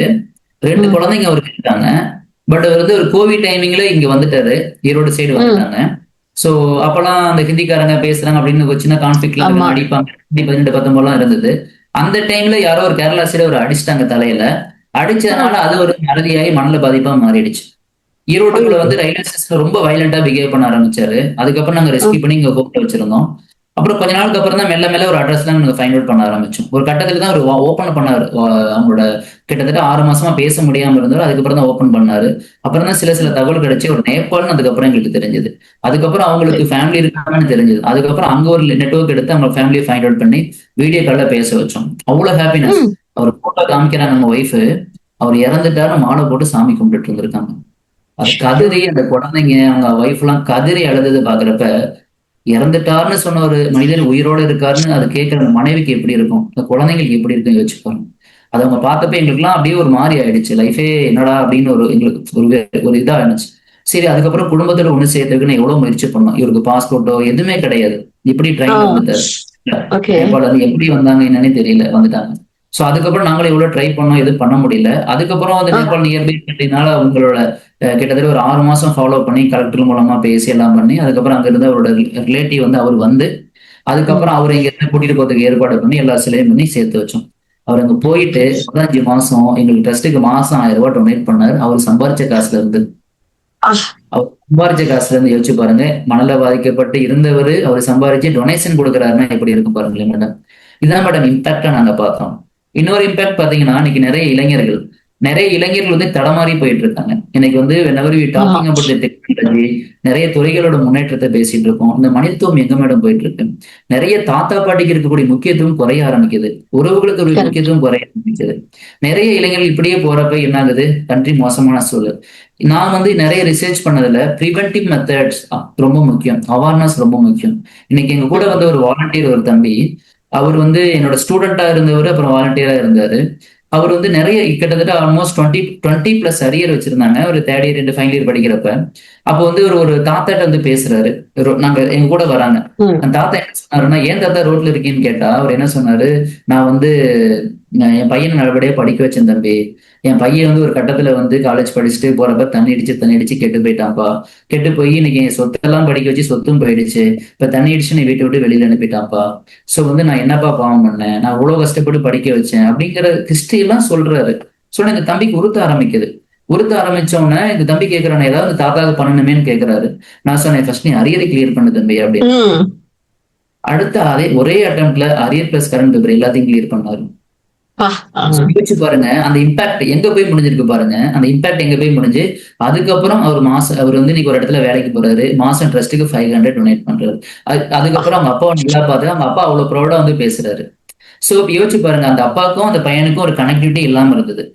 இன்னைக்கு நம்ம போயிட்டு எங்க அப்பா மட்டும் நல்லா பாத்துக்கோன்னு சொன்னா யாரும் கேட்க மாட்டாங்க. பிராக்டிகலா அதை அனுபவிக்கிறப்ப இந்த அப்பாவை நல்லா பாத்துக்கிறேன். இதே இன்சிடென்ட் தான் ஒரு காலேஜ்ல நான் அவேர்னஸ் ப்ரோக்ராம் பண்ணேன். அங்க வந்து அன்னைக்கு நான் இந்த மாதிரி பெட்ரோலோட முக்கியத்துவத்தை பத்தி பேசுறோம். ஒரு பொண்ணோட அப்பா அன்னைக்கு ஈவினிங் கால் பண்ணி அட்சயம் ட்ரஸ்டா நான் ஆமாங்க சார் அப்படின்றோம். இந்த மாதிரி எங்க பொண்ணு இந்த காலேஜ்ல படிச்சாங்க, இந்த மாதிரி சொன்னாங்க அப்படின்னாங்க. என்ன சொன்னாங்கன்னு கேட்டோம். என் பொண்ணு என்கிட்ட பேசி 1 வருஷம் ஆகுது. என் பொண்ணு என்கிட்ட பேச 1 வருஷமா என்னை வந்து அப்பான்னு கூட கூப்பிடல, என்னை மதிக்க கூட மாட்டா. இன்னைக்கு வந்து அப்பான்னு கட்டி பிடிச்சா அழுகுறா, காலில் விழுகுறா. என்னாச்சுன்னு கேட்டதான் நீங்க இந்த ப்ரோக்ராம் நீங்க நடத்தினதை பத்தி சொன்னாங்க அப்படின்னாங்க. அப்ப பாருங்க, அந்த பொண்ணுக்கும் அங்க உள்ள மன வேறுபாடுனால, தன்னோட குடும்பத்துல இருக்க மன கஷ்டத்தினால தன் அப்பா கூட மதிக்காம இருந்திருக்காங்க, அந்த உறவு கூட மதிக்காம இருந்திருக்காங்க. அந்த ப்ரோக்ராமுக்கு அப்புறம் அந்த உணர்வு அந்த பொண்ணுக்கு புரிய ஆரம்பிச்சிச்சு, அவங்க அப்பாவோட பேச ஆரம்பிச்சாங்க, ரொம்ப சந்தோஷமா இருக்காங்க. ஸோ மேடம், இங்க இம்பாக்ட் அப்படிங்கிறது பாத்தீங்கன்னா நம்ம கண்ணுக்கு முன்னாடி இருக்கக்கூடிய யாசகர் நம்ம பாக்குறோம், கண்ணுக்கு தெரியாம நம்ம சமூகமோ நம்மளோட தனிப்பட்ட மனிதரோட வாழ்க்கையை தான் பார்க்கணும். இன்னைக்கு எங்க ஹோமுக்கு நிறைய பேர் வருவாங்க, college students, school students, common public எல்லாரும் வருவாங்க. இந்த இடம் வந்து எதை கத்துக் கொடுக்கும் அப்படின்னா, லைஃப்ல நம்ம எப்படி வாழணுங்கிறத கண்டிப்பா கத்துக் கொடுக்கும். அதை விட முக்கியமா எப்படிலாம் வாழக்கூடாதுங்கிறதையும் கத்துக் கொடுக்கும். அப்படிப்பட்ட இடம் தான் வேணும். இன்னைக்கு எப்படியோ வாழணும் லட்சமா தான் இன்னைக்கு வாழ்க்கை வழி இல்லாம ரோட்ல தவிச்சிட்டு இருக்காங்க. சோ ஊர்ந்துகிட்டு இருக்காங்க பல நபர்கள், எலும்புந்தோலுமா நடக்க முடியாம வெயிலையும் மழையிலையும் பல உள்ளங்கள் இன்னைக்கு அனாதையா இறக்கக்கூடிய சூழல் நம்ம சமூகத்துல இருக்குன்னா நம்மளும் ஒரு பொறுப்பு இல்லைங்களா மேடம்? சோ இதைதான் நாங்க உணர்ந்தோம், நிறைய போராடணும். நிறைய இன்னைக்கு 800+ வாலண்டியர் எங்க கிட்ட இருக்காங்க. 5 இடத்துல இருக்கு. எல்லாமே நான் சிஸ்டமேட்டிக்கா பண்ணிட்டு இருக்கோம். சரி எல்லாம் பண்ற நவீன், அப்புறம் ஏன் அப்படின்னா நம்ம கவர்மெண்டால சட்டம் இல்லை அப்படிங்கிற சூழல் இருக்குது. சோ சட்டத்தை கொண்டு வரணுமேன்னு சொல்லி நம்ம நிறைய முயற்சி பண்ணணும். சோ சட்டம் இருந்தா நவீனாலையோ அட்சயத்தாலையோ அட்சயம் டீம்னால எவ்வளவு வேலையை பண்ண முடியும். என்னோட இலக்கு யாசகம் தாயகம் அடைக்கணும். Beggar for India, it's not easy one. So beggar for India அப்படின்னா எவ்வளவு பெரிய டஃபஸ்டா, கிட்டத்தட்ட எத்தனை கேட்டகரி ஆஃப் பீப்புள் இன்வால்வ் ஆயிருக்காங்க. So already I said about மனல்ல பாதிக்கப்பட்டவங்க, mental health issues, person with disabilities, so வந்து elders with bedridden category, so some lot of the communicable disease with those who are under the homeless people. இந்த மாதிரி நிறைய physically challenged person, நிறைய people they are in the roadside for their livelihood, for begging, so under begging. இந்த மாதிரி பல people இருக்காங்க. There is a different act for the different people, different department for the different people, different category of people. இது எல்லாமே இருந்தாலுமே இன்னைக்கு ஹோம்லெஸோட எண்ணிக்கை day by day அதிகமாயிட்டு தான் இருக்கு. இன்னைக்கு ஆதரவற்றோட எண்ணிக்கை அதிகமாயிட்டு இருக்கு. பர்டிகுலரா எல்டர்ஸ் வந்து இன்னைக்கு ஹோம்லெஸ் ஆகுறது அதிகமாயிட்டு இருக்கு. ஸோ பர்டிகுலரா எல்டர்ஸ் வந்து பல டிசீஸ்னால வெளியில வருது அதிகமா இருக்கு. ஸோ இவ்வளவு இப்படியே சூழல் போச்சுன்னா எங்க போகும்? இன்னைக்கு தாத்தா பாட்டினா யாருன்னு கேட்கக்கூடிய சூழல் வந்துடும் மேடம். அப்படிப்பட்ட சூழல் தானே இப்ப நம்ம நடந்துட்டு இருக்கு. நம்ம வந்து முன்னாடி தண்ணியை விலை கொடுத்து வாங்க முடியுமா நம்ம கேட்டோம், இன்னைக்கு வாங்கிட்டு இருக்கோம். காத்த விலை கொடுத்து வாங்க முடியுமா நம்ம கேட்டோம். கோவிட் டைம்ல நம்ம அவ்வளவு ஓட்டுக்காக அவ்வளவு கஷ்டப்பட்டோம். இதுவே இன்னைக்கு உறவுகளை விலை கொடுத்து வாங்க முடியுமா, தாத்தா பாட்டியை விலை கொடுத்து வாங்க முடியுமா அப்படிங்கிற கேட்கக்கூடிய சூழலும் வந்துருங்கிற பயம் எங்களுக்கு இருந்துகிட்டு இருக்கு. இன்னைக்கு 2050 இன்னைக்கு நம்ம முதியவர்கள் அப்படின்னா சீனியர் சிட்டிசன் ஆக்ட் படி 60 வயசு நம்ம சொல்றோம். இதுவே 2050 மேல போச்சுன்னா 50 வயசு ஆனாலே சீனியர் சிட்டிசன் ஆகக்கூடிய சூழல் வந்துருங்கிற பயமும் இருக்கு. இப்ப நமக்கு என்னதான் சட்டங்கள் இருந்தாலுமே அது சரியான முறையில செயல்படுத்தப்படணும் இல்லைங்களா மேடம்? அதுக்காக நிறைய கவர்மெண்ட்ட போராடி இன்னைக்கு வந்து ஸ்மைல் அப்படிங்கிற நேம்ல ஒரு யாசகர்களுக்காக பெகரிக்காக ஒரு ஸ்கீமை கவர்மெண்ட் கொண்டு வந்திருக்காங்க. அதுல கமிட்டி மெம்பரா இன்னைக்கு நேஷனல் லெவல்ல இருக்கும். இன்னைக்கு வந்து ஒரு கிளாஸ் லெவல்ல ஒரு சின்ன ஒரு பகுதியில் ஆரம்பிச்சப்பட்டது நம்ம அமைப்பு இன்னைக்கு வந்து இந்தியா லெவல்ல ஒரு பாலிசி லெவல்ல நம்ம அட்வொகேசி பண்ணி ஒரு பாலிசி நம்ம கொண்டு வருவோம். அதுல we are the member, one of the committee மெம்பராகவும் இருக்கும். இன்னைக்கு கவர்மெண்ட் ஆஃப் இந்தியா நம்ம ஈரோடு பெஸ்ட் மாடல் அப்படிங்கிறதையும் அனௌன்ஸ் பண்ணியிருக்காங்க. சோ மேடம் இங்க வந்து மாற்றம், இங்க ப்ரிவென்டிவ் கேரும் ரொம்ப முக்கியம். ஸோ ஆஃப்டர் கேரும் முக்கியம், அட்வொகேசியும் முக்கியம். ஸோ இட்ஸ் அ ஹோலிஸ்டிக் பார்வையா தான் நம்ம பார்க்க முடியும், எல்லாத்தோடையும் நம்ம பார்க்க முடியும். ஆல்ரெடி சொன்னபடி it's a psycho social economic issues தான் நம்ம பார்க்குறோம். அதை விட இன்னைக்கு உறவுகள் ரொம்ப முக்கியம் மேடம். இன்னைக்கு நம்ம பேங்க்ல சேர்த்து வைக்க வேண்டியது பணத்தை மட்டும் கிடையாது இல்லையா, உறவுகளையும் தானே, சில புண்ணியத்தை நம்ம சேர்த்து வைக்கணும். அதான் நாங்கள் உணர ஆரம்பிச்சோம், உங்களோட வழிகளை உணர ஆரம்பிச்சோம், வழிகளை வெளியில சொல்ல ஆரம்பிச்சோம். நிறைய ஸ்ட்ரகிள்ஸ் மேடம். இன்னைக்கு லைஃப்ல வந்து ஒரு சின்ன விஷயத்த அவ்வளோ ஈஸியா பண்ண முடியாது. எவ்வளவு பெரிய லீகலா எத்தனை இஷ்யூஸ் வரும், எத்தனை நாள் ஸ்டேஷன் நிறைஞ்சிருக்கும். ஸோ எவ்வளவு இஷ்யூஸ் வந்து வரும். இன்னைக்கு வந்து எவ்வளவு ப்ரெஷர் எங்களுக்கு வரும். ஃபண்ட் இல்லைன்னு பணம் போனா எல்லாரும் எங்களை பார்க்கக்கூடிய பார்வை எவ்வளவு கஷ்டமா இருக்கும். நீங்க படிச்சுட்டு இப்படி சுத்திரியேண்டு எவ்வளவு கஷ்டங்கள் இருக்கும். பர்சனல் லைஃப்ல இருந்து அபிஷியல் லைஃப்ல இருந்து எவ்வளவு சேலஞ்சஸ் இருக்கும். இன்னைக்கு பெக்கர்ஸ்னா எல்லாருமே நம்மளை கேவலமா பார்த்தாங்க. பட் இன்னைக்கு நம்மள நிறைய இடத்துல கமிட்டி மெம்பராகவும், இன்னைக்கு நிறைய கவர்மெண்ட் லெவல்ல நிறைய இடத்துல இதுக்காக ட்ரைனிங் கொடுக்கக்கூடிய ஒன் ஆஃப் த ஏஜென்சியாகவும் நம்ம வந்து அனௌன்ஸ் பண்ணியிருக்காங்க கவர்மெண்ட் ஆஃப் இந்தியா. ஸோ இவ்வளவு விஷயத்த நம்மளால பண்ண முடிஞ்சிருக்கு அப்படின்னா நாங்க சத்தியமா பண்ண கிடையாது. கடவுள் செய்ய வைக்கிறாரு, எங்கிற ஒரு கருவியா பாக்குறோம். கண்டிப்பா இந்த பிறவிக்கு ஏதோ ஒரு அர்த்தம் இருக்குங்கிறத நம்ம உணர்றோம். இதுக்கு நல்ல உலகங்களை நம்ம சேர்ப்பாருங்க நம்புறோம். ஸோ பட் என்னென்ன மேடம், அந்த ஆன்மாக்களோட இயக்கங்கள் அவ்வளவு பெருசு. ரோட்ல இருக்கக்கூடிய ஒவ்வொரு ஆன்மாக்களோட இயக்கங்கள், வாழ்க்கையில எப்படி எப்படியோ வாழணும்னு ஆசைப்பட்ட ஆன்மாக்கள் நல்லபடியா இறக்கணும்னு ஆசைப்பட்டிருப்பாங்க. அப்படிப்பட்ட இறப்பு கூட உண்மையா அந்த ஆன்மாக்கு கிடைக்காம அந்த ஆன்மா தவிக்குது பாத்தீங்களா, ரோட்ல இப்படி இப்படியோ சுத்துது பாத்தீங்களா. அந்த ஆன்மா சுத்துற ஆன்மா நம்ம பிச்சைக்காரன்னு சொல்றோம், பைத்தியக்காரன்னு சொல்றோம், எப்படி எப்படியும் நம்ம கிண்டல் பண்றோம், அனாதைங்கிறோம், எப்படி எப்படி கிண்டல் பண்றோம். பட் ஆன்மா எதுக்காக அந்த சூழலுக்கு போயிருக்கும். இந்த ஆன்மா ஒரு செகண்ட் யோசிச்சு பாருங்க, லைஃப் நல்லா இருக்கும். நாங்க எப்போதுமே என்ன சொல்றோம்னா, நாங்க வாழ்க்கையில செலவழிக்கக்கூடிய அந்த 20 நிமிஷம் ரோட்ல போய் சாக்கடையில இருந்து தூக்குறப்ப, மலத்துல இருந்து எடுக்கிறப்ப, அவங்க படுற கஷ்டத்தை, அந்த அழுக்கு கிட்டத்தட்ட 10 ட்ரெஸ் போடுறப்ப அந்த கழட்டுறப்ப, ஸோ இதெல்லாமே அந்த துர்நாற்றம் எரிஞ்சவங்க மேல இது பண்றப்பெல்லாம் நாங்க டீம் என்ன சொல்லுவோம்னா, நம்ம வாழ்க்கையில செலவழிக்கக்கூடிய அந்த முதல் 20 நிமிஷம் ஒருத்தரோட ஒட்டுமொத்த வாழ்க்கையை மாற்றும். அந்த 20 நிமிஷம் எந்த அளவுக்கு நம்ம மெசேஜஸ், பட் ஒருத்தரோட வாழ்க்கை முழுசா மாறும். அதற்காக நம்ம செலவழிக்கணும்னு நாங்க சொல்லுவோம். அதே மாதிரி இந்த வேலையை நான் மட்டும் செய்யறதுமே புண்ணியம் கிடையாது மேடம். நான் அப்படிதான் பார்த்தேன் ஆரம்பத்தில். ஸோ வந்து நான் ஒருத்தரை பார்த்து இது பண்றது அதுவுமே சுயநலமாக தான் நம்ம பார்க்குறேன். அந்த சர்வீஸும் எல்லாரும் செய்யறப்ப தான் அதான் உண்மையான புண்ணியம். இன்னைக்கு எங்க டீம் நிறைய பேர் அதை செய்ய ஆரம்பிக்கிறாங்க. அதோட புண்ணியம் அவங்களுக்கு போக ஆரம்பிக்குது. அதுதான் உண்மையான புண்ணியம். ஸோ எதுவுமே இன்னைக்கு வந்து எந்த விஷயமும் நம்ம தனிப்பட்ட முறை அப்படிங்கிறது தவறாகும் அப்படிங்கிறத நாங்கள் புரிஞ்ச ஆரம்பிச்சோம். எப்போதுமே நாங்கள் யூஸ் பண்றது நான் அப்படிங்கிறத நாங்கள் பார்க்க ஆரம்பிக்கிறோம். ஸோ நம்ம எல்லாருமே ஒன்று சேர்ந்தா மட்டும்தான் சமூகத்துல மாற்றத்தை கொடுக்க முடியும். இந்த சமூகம்னு சொல்லிட்டு நம்ம பேசிட்டு ஏதோ புத்தகத்தை படிச்சுக்கிட்டு ஒரு வீர வரியை பேசிக்கிட்டு ஒரு மேடையில பேசிக்கிட்டு இல்லை ஏதோ ஒன்று பண்ணிக்கிட்டு வாழ்றது எங்களுக்கு பிடிக்கல. இந்த வாழ்க்கை ஒரு அர்த்தம் இருக்கணும். நிறைய செயல்களில் நாங்கள் போராடுறோம், செயல் வீரர்களையும் நாங்கள் உருவாக்குறோம். இன்னும் நிறைய நாங்கள் கொண்டு போகணும், சிஸ்டமேட்டிக்கா பண்ணணும்னு நினைக்கிறோம். But there is a lot of the struggle நிறைய இருக்கு. பட் எல்லாமே கடந்து நாங்கள் சீக்கிரம் பண்ணோம். ஒரு பெகர் இந்தியா உருவாக்கும். சீக்கிரம் எங்கள் ஹோம் வந்து கிட்டத்தட்ட 2 ஏக்கர்ஸ்ல கட்டிட்டு இருக்கோம். 10 கோடி ரூபாய், ஆல்மோஸ்ட் 85% பண்ணிட்டோம் 3 வருஷமா. ஃபண்டு கொஞ்சம் கிட்டத்தட்ட 1.5 crore ஷார்டேஜ்னால ஒர்க்கு கொஞ்சம் ஸ்லோவா இருக்கு. அதையும் முடிச்சுட்டு ஜூன் ஜூலைல இப்படியாவது ஓப்பன் பண்ணணும்னு சொல்லி நாங்க பண்ணிட்டு இருக்கோம். So we are looking for your and your team and the viewers எல்லாத்தோட சப்போர்ட்ஸ் இருந்தா ஹோப்ஃபுல்லி ஒரு பெரிய சேஞ்சை நம்மளால கொடுக்க முடியும். தேங்க்யூ. Thank you so much. இப்போ நீங்க வந்து 2 ஏக்கர்ஸ்னா எந்த இடத்துல நீங்க பண்றீங்க? ஈரோட்ல இருந்து கரெக்டா 15 kilometres. Erode main, Erode collectorate இருந்து 15 கிலோமீட்டர்ஸ். ஈரோடு டிஸ்ட்ரிக்ட் நசீனூர் அப்படிங்கிற பிளேஸ். ஓகே ஓகே சரி. இப்போ உங்ககிட்ட எவ்வளவு வாலண்டியர்ஸ் இருப்பாங்க மேடம்? இப்ப எங்க கிட்ட ஆக்டிவா 80 பேர் இருக்காங்க. ஸோ வாலண்டியர் வந்து 400 பீப்புள் இருக்காங்க மெயின் டீம்ல அண்ட் ஓவரால் 800 வாலண்டியர்ஸ் இருக்காங்க. ஓகே. சோ எப்பெல்லாம் அவங்க யாரெல்லாம் பண்ண முடியுமோ அப்பெல்லாம் வந்து பண்ணுவாங்க, ஹெல்ப் பண்ணுவாங்க. S S. அவங்களோட டைம் சிலர் பிசிக்கலா வருவாங்க, சிலர் பேக்ரவுண்ட்ல வேற ஏதாவது சப்போர்ட் பண்ணி கொடுப்பாங்க. ஓகே. சோ அவங்களால முடிஞ்சது மந்த்லி ஒன்ஸோ ஆர் வாட் எவர் மேபி அவங்களோட டைம் வாலண்டியர்ஸ் வருவாங்க. இப்ப எங்க ஹோம்ல நாங்க எல்லாமே ஹோமா ரன் பண்றதுனால சிஸ்டமேட்டிக்கா இருக்கிறதுனால ஹோம்ல ஸ்டாஃப்ஸ் அப்படின்னு இருக்காங்க. சோசியல் ஒர்க்கர், நர்ஸ், சமையலுக்கு, இந்த மாதிரி எல்லாமே இருக்காங்க. எவ்ரி சண்டே நாங்க கண்டிப்பா ரெஸ்கியூ பண்ணிடுவோம். ஸோ வந்து ஒவ்வொருத்தரை நாங்க மாசம் ஆவரேஜா 15 to 20 பேர்த்து நாங்க ரெஸ்கியூ பண்ணிடுவோம். மாசம் சராசரி ஒரு 2 to 3 பேர்த்து நாங்க வந்து ஃபேமிலியோட சேர்த்து வச்சிடுவோம். எங்க ஹோம்ல நிறைய ஆக்டிவிட்டிஸ் நாங்க அவங்களுக்கு கொடுக்க ஆரம்பிக்கிறோம். ரெக்ரியேஷன், அது உணவு மட்டுமே, ஃபுட்டு மட்டுமே it's not a solution madam. சின்ன சின்ன விஷயத்தை நாங்க பார்த்து கொடுக்குறோம். நிறைய இதுக்காக ஒரு கரிக்குலமா நம்ம ப்ரிப்பேர் பண்ணியிருக்கோம். மந்த்லி 2 வைஸ் அவங்க டெம்பிள் விசிட்டோ, பார்க் விசிட்டோ, outing visit as a recreation activity நாங்க பண்ண ஆரம்பிக்கிறோம். ஹோம்ல நிறைய ஸ்கில் டெவலப்மெண்ட் ஆக்டிவிட்டிஸ் நாங்க கொடுக்க ஆரம்பிக்கிறோம். ஸோ இந்த ஹோம்ல skill development activity like paper plate நாங்க பண்றோம், அகர்பத்தி நாங்க பண்றோம், ஸோ கேண்டில் மேக்கிங் பண்றோம். ஸோ அவங்களோட இப்போ எங்க ஹோம்ல சின்ன ஃபார்மிங் நாங்க போட்டிருக்கோம். வெளியில வந்து 2-3 தாத்தா பாட்டி ரொம்ப இருந்துச்சுனால 3 days பிஃபோர் நிறைய மிளகா, கத்திரிக்காய் இதெல்லாம் டீம் வந்து பறிச்சு கொடுத்தாங்க. அவ்வளவு ஹாப்பியா இருந்தது. ஐ சேவ் போட்டோ ஆல்சோ. ஸோ அது ரொம்ப ஹாப்பியா இருந்தது. அவங்களே இது பண்ண ஆரம்பிச்சாங்க. இந்த மாதிரி அவங்க ஸ்கில்ஸை ஃபைண்ட் அவுட் பண்ணி அதையும் நாங்க வந்து அவங்களை ட்ரைன் அப் பண்ணி அந்த ஸ்கில்ஸ்க்கும் நாங்க தகுந்த மாதிரி அவங்களுக்கு வந்து நாங்க வந்து ஒரு இது கொடுக்குறோம்னு வச்சுங்களேன். ஸோ பிகாஸ் ஆஃப் அதுவும் இம்பார்ட்டன்ட். இன்னொரு விஷயம் என்னன்னா, நாங்க பேங்கிங் கான்செப்ட் அப்படின்னு ஒரு விஷயத்தை நாங்க ஃபாலோ பண்றோம் மேடம். ஸோ பேங்கிங் கான்செப்ட் என்னன்னா, ஒரு சீட் ஃபண்டிங் பேங்கிங் கான்செப்ட் அவங்களுக்கு ஒரு சீட் ஃபண்ட் நம்ம டெவலப் பண்ணும். அதாவது அவங்க சின்ன சின்ன வேலைகளை நம்ம செய்ய வைப்போம்.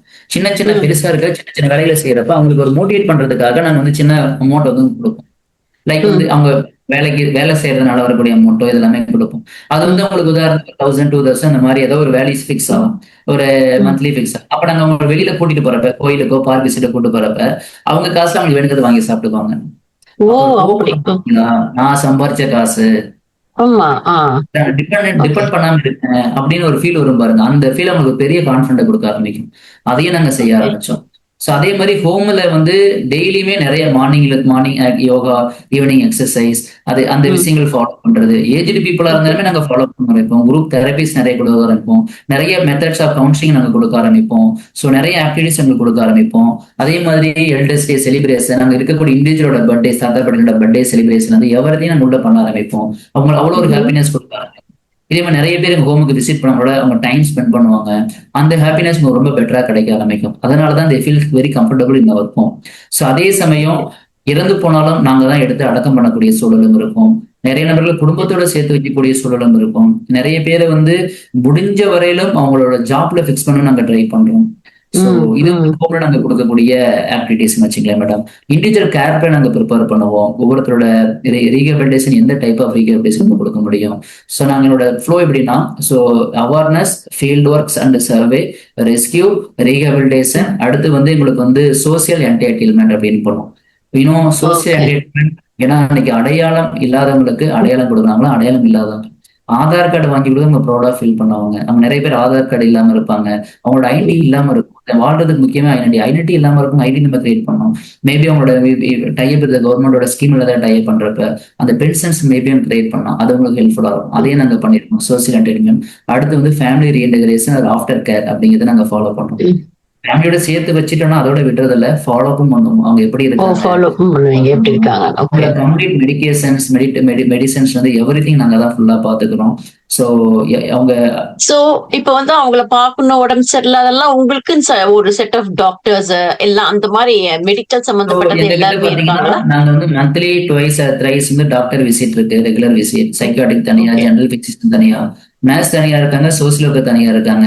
எவரி வீக் இமீடியட்டா உடம்பு சரியில்லை, உங்களுக்கு ஏதாவது இமீடியட் இஷ்யூஸ்னா இமீடியட்டா நாங்க ஜிஹெச் கூட்டிட்டு போய் இமீடியட்டா நம்ம கேர் பண்ணி பாத்துக்குவோம்.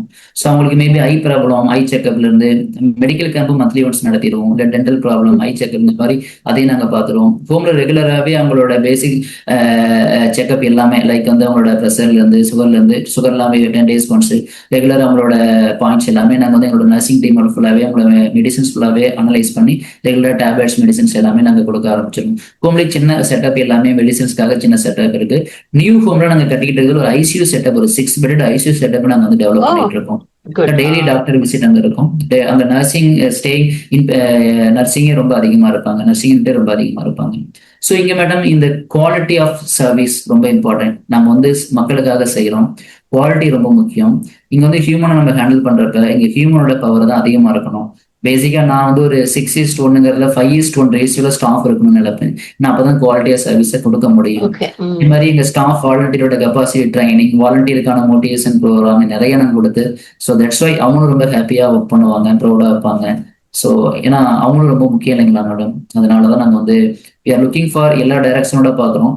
நிறைய பேர்த்தோட எம்ஓஇ பண்ணிருக்கோம். Government hospital, private hospital, colleges முக்கியமா எல்லாத்தோட எம்ஓஇ பண்ணிருக்கோம். அப்பதான் நம்ம அவேர்னஸ் கிரியேட் பண்ண முடியும் அவங்களுக்கும்.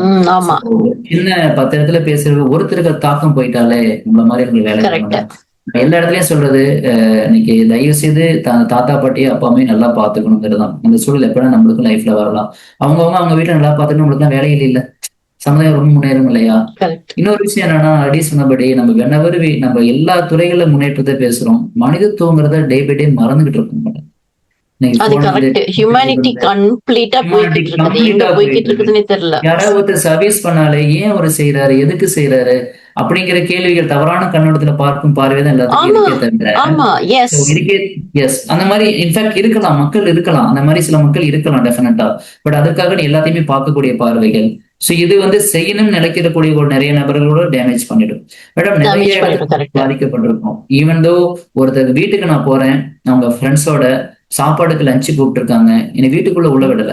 ஏன்னா நான் பிச்சைக்காரனை பாக்குறோம் அப்படின்னு, நான் பிச்சைக்காரனா பாக்குறோம், நம்ம யாசகர்ல பாக்குறோம். அதனால சோ 2018 இந்த இன்சிடென்ட் நடக்குது. சோ சாரி 17 எண்டுல இந்த இன்சிடென்ட் நடக்குது. சோ பட் வந்து என்னன்னா ரொம்ப கஷ்டமா தான் இருந்தது. பட் அதை பெருசா எடுத்துக்கல. சோ பட் என்னன்னா இன்னைக்கு வந்து நேஷனல் அவார்டு அதுன்னு சொல்லி கூப்பிடுறது வேற. பட் இன்னைக்கு நம்ம எல்லாமே ஒரு விஷயம் அச்சீவ் பண்ணதுக்கு அப்புறம் தான் இன்னைக்கு அந்த மாற்றம் நடந்திருக்கு. பட் அந்த அவங்க விடலைங்கிறது அவங்க தவறு கிடையாது, அவங்களோட புரிதல் தவறு தான். அவங்களோட எண்ணங்கள் தவறு, புரிதல் தவறு. அந்த புரிதல் எல்லாத்துக்கும் ஏற்படுத்தணும். இன்னைக்கு மேடம் இன்னைக்கு வந்து நிறைய நபர்கள் ரோட்ல யாராவது இருக்காங்கன்னா முன்னாடி 5 பவுன் 5 ரூபா 10 ரூபா காசு போட்டுட்டு போயிட்டு இருந்தாங்க. இன்னைக்கு போன் பண்ணி நம்மளுக்கு தகவல் கொடுக்குறாங்க. எவ்வளவு பெரிய மாற்றம் அது. சோ வெறுமையா போனவங்க இன்னைக்கு இந்த மாதிரி ட்ரஸ்ட் ஒருத்தங்க இருக்காங்க, போன் பண்ணி சொன்னா அதை கூட்டிட்டு போயிடுவாங்க. அட்லீஸ்ட் போன் பண்ணி சொல்றாங்க. உணர்வு வந்திருக்கு பாத்தீங்களா எல்லாத்துக்கும். அந்த உணர்வு படிச்சவங்களுக்கு மட்டும் இல்ல, கிராமத்துல இருந்து படிப்பறிவு இல்லாதவங்களே போன் பண்ணி கூப்பிடுறாங்க. இதுவே முன்னாடி எப்படி இருக்கும், துரத்திட்டு போவாங்க. இன்னைக்கு வந்து கூப்பிட்டு சொல்றாங்க. சோ இது எப்படி இருக்கு பாத்தீங்க. இதுதான் மேடம் மாற்றம்ங்கிறது. இந்த மாற்றம் வந்து இந்த மாற்றத்தை கொடுத்து 12 வருடங்கள் ஆகுது. இன்னும் நம்ம நிறைய மாற்றத்தை கொடுக்கணும். அதுக்கு நிறைய அவேர்னஸ் முக்கியம். இன்னொரு விஷயம், நாங்க எங்களோட ஆக்டிவிட்டி ஏன் நாங்க இன்னும் அடுத்த லெவல் போகலன்னா அப்சல்யூட்லி ஃபண்டிங் வந்து ஒரு பெரிய சேலஞ்சு தான். சோ ஃபண்டிங் வந்து நம்ம என்னதான் இருந்தாலும் ஒன் டைம் ஃபண்டோ சிங்கிள் டைமும் போறதுனால இது வந்து கடல் மாதிரி. சோ நிறைய டே பை டே எங்களோட இப்ப நாங்க இப்ப கிட்ட பிரசன்ட்லி 150 பேர் இப்ப எங்கிட்ட பிரசன்ட்லி இருக்காங்க. இதுவே நியூ ஹோம் ஓப்பன் பண்ணதுக்கு அப்புறம் அதையும் சேர்த்தா ஆல்மோஸ்ட் 300 பேருக்கு மேல வந்துருவாங்க. இதுவே 2 இயர்ஸ்க்கு அப்புறம் இன்னொரு ஆக்டிவிட்டி ஸ்கேல் தான் ஆகும், அதிகப்படுத்துமே தவிர குறையாது. என்ன காரணம்னா வெளியில வர மக்கள் இன்னைக்கு அதிகமாயிட்டு இருக்கு. பட் நாங்க முடிஞ்ச வச்சும் ஃபேமிலியோட சேர்த்து வைக்கிறோம். எக்ஸிஸ்ட் மெத்தட் நிறைய இருக்கு. ஸோ அவங்கள ரீஹபிலிட்டேஷன் கொடுத்து கொண்டு போறோம். ஸோ இப்ப இடையில வந்து கோபால் அப்படின்ட்டு ஒருத்தர் வேலூர் பக்கத்துல, அவர் வந்து மணல்ல பாதிக்கப்பட்டவர். அவர் வந்து நாங்க சரி பண்ணி, அவர் ரொம்ப நாள் வந்து சரி பண்ணி ஒரு நகை கடையில வேலை செய்யறாரு. இப்போ அவருக்கு வந்து கிட்ட 6 மாசம் முன்னாடி மேரேஜ் ஆயிடுச்சு. ரொம்ப ஹாப்பியா இப்போ எவ்வளவு பெரிய இம்பாக்ட். அதே மாதிரி இன்னொரு அக்கா வந்து அவங்க மணல பாதிக்கப்பட்டவங்க. ஸோ அவங்களும் வந்து வீட்டை விட்டு வெளியில வந்து ரொம்ப நாளா இருந்தாங்க. அவங்களும் நாங்க ரெக்கவரி பண்ணி ஃபேமிலி கண்டுபிடிச்சி வீட்டுல சேர்த்து வச்சோம். 3 குழந்தைங்க அவங்களுக்கு. இன்னைக்கு அவங்க குழந்தைங்களோட அவங்க சந்தோஷமா அவங்க சம்பாதிச்சு இந்த காசை குழந்தைங்களை படிக்க வைக்கிறாங்க. ஈஸ்வரி அவங்க அக்கா பேரு. சோ இதுதான் மேடம் இம்பாக்ட்ங்கிறது. இந்த இம்பாக்ட் நம்ம வந்து கிரியேட் பண்ணிருக்கோம். சோ அதே மாதிரி இப்ப சிலர் பெத்தவங்களை ரோட்டுக்கு விடலாம் அப்படின்னு உணர்வு இருக்கு. ஆனா வந்து நாங்க ஏதோ ப்ரோக்ராம் பார்த்துட்டு போன் பண்றாங்க, எங்களுக்கு அப்பா விடலான்னு பார்த்தேன், பட் உங்க வீடியோ பார்த்ததுக்கு அப்புறம் நாங்க அப்படி பண்ணக்கூடாது முடிவு பண்ணிட்டோம் அப்படிங்கிறாங்க.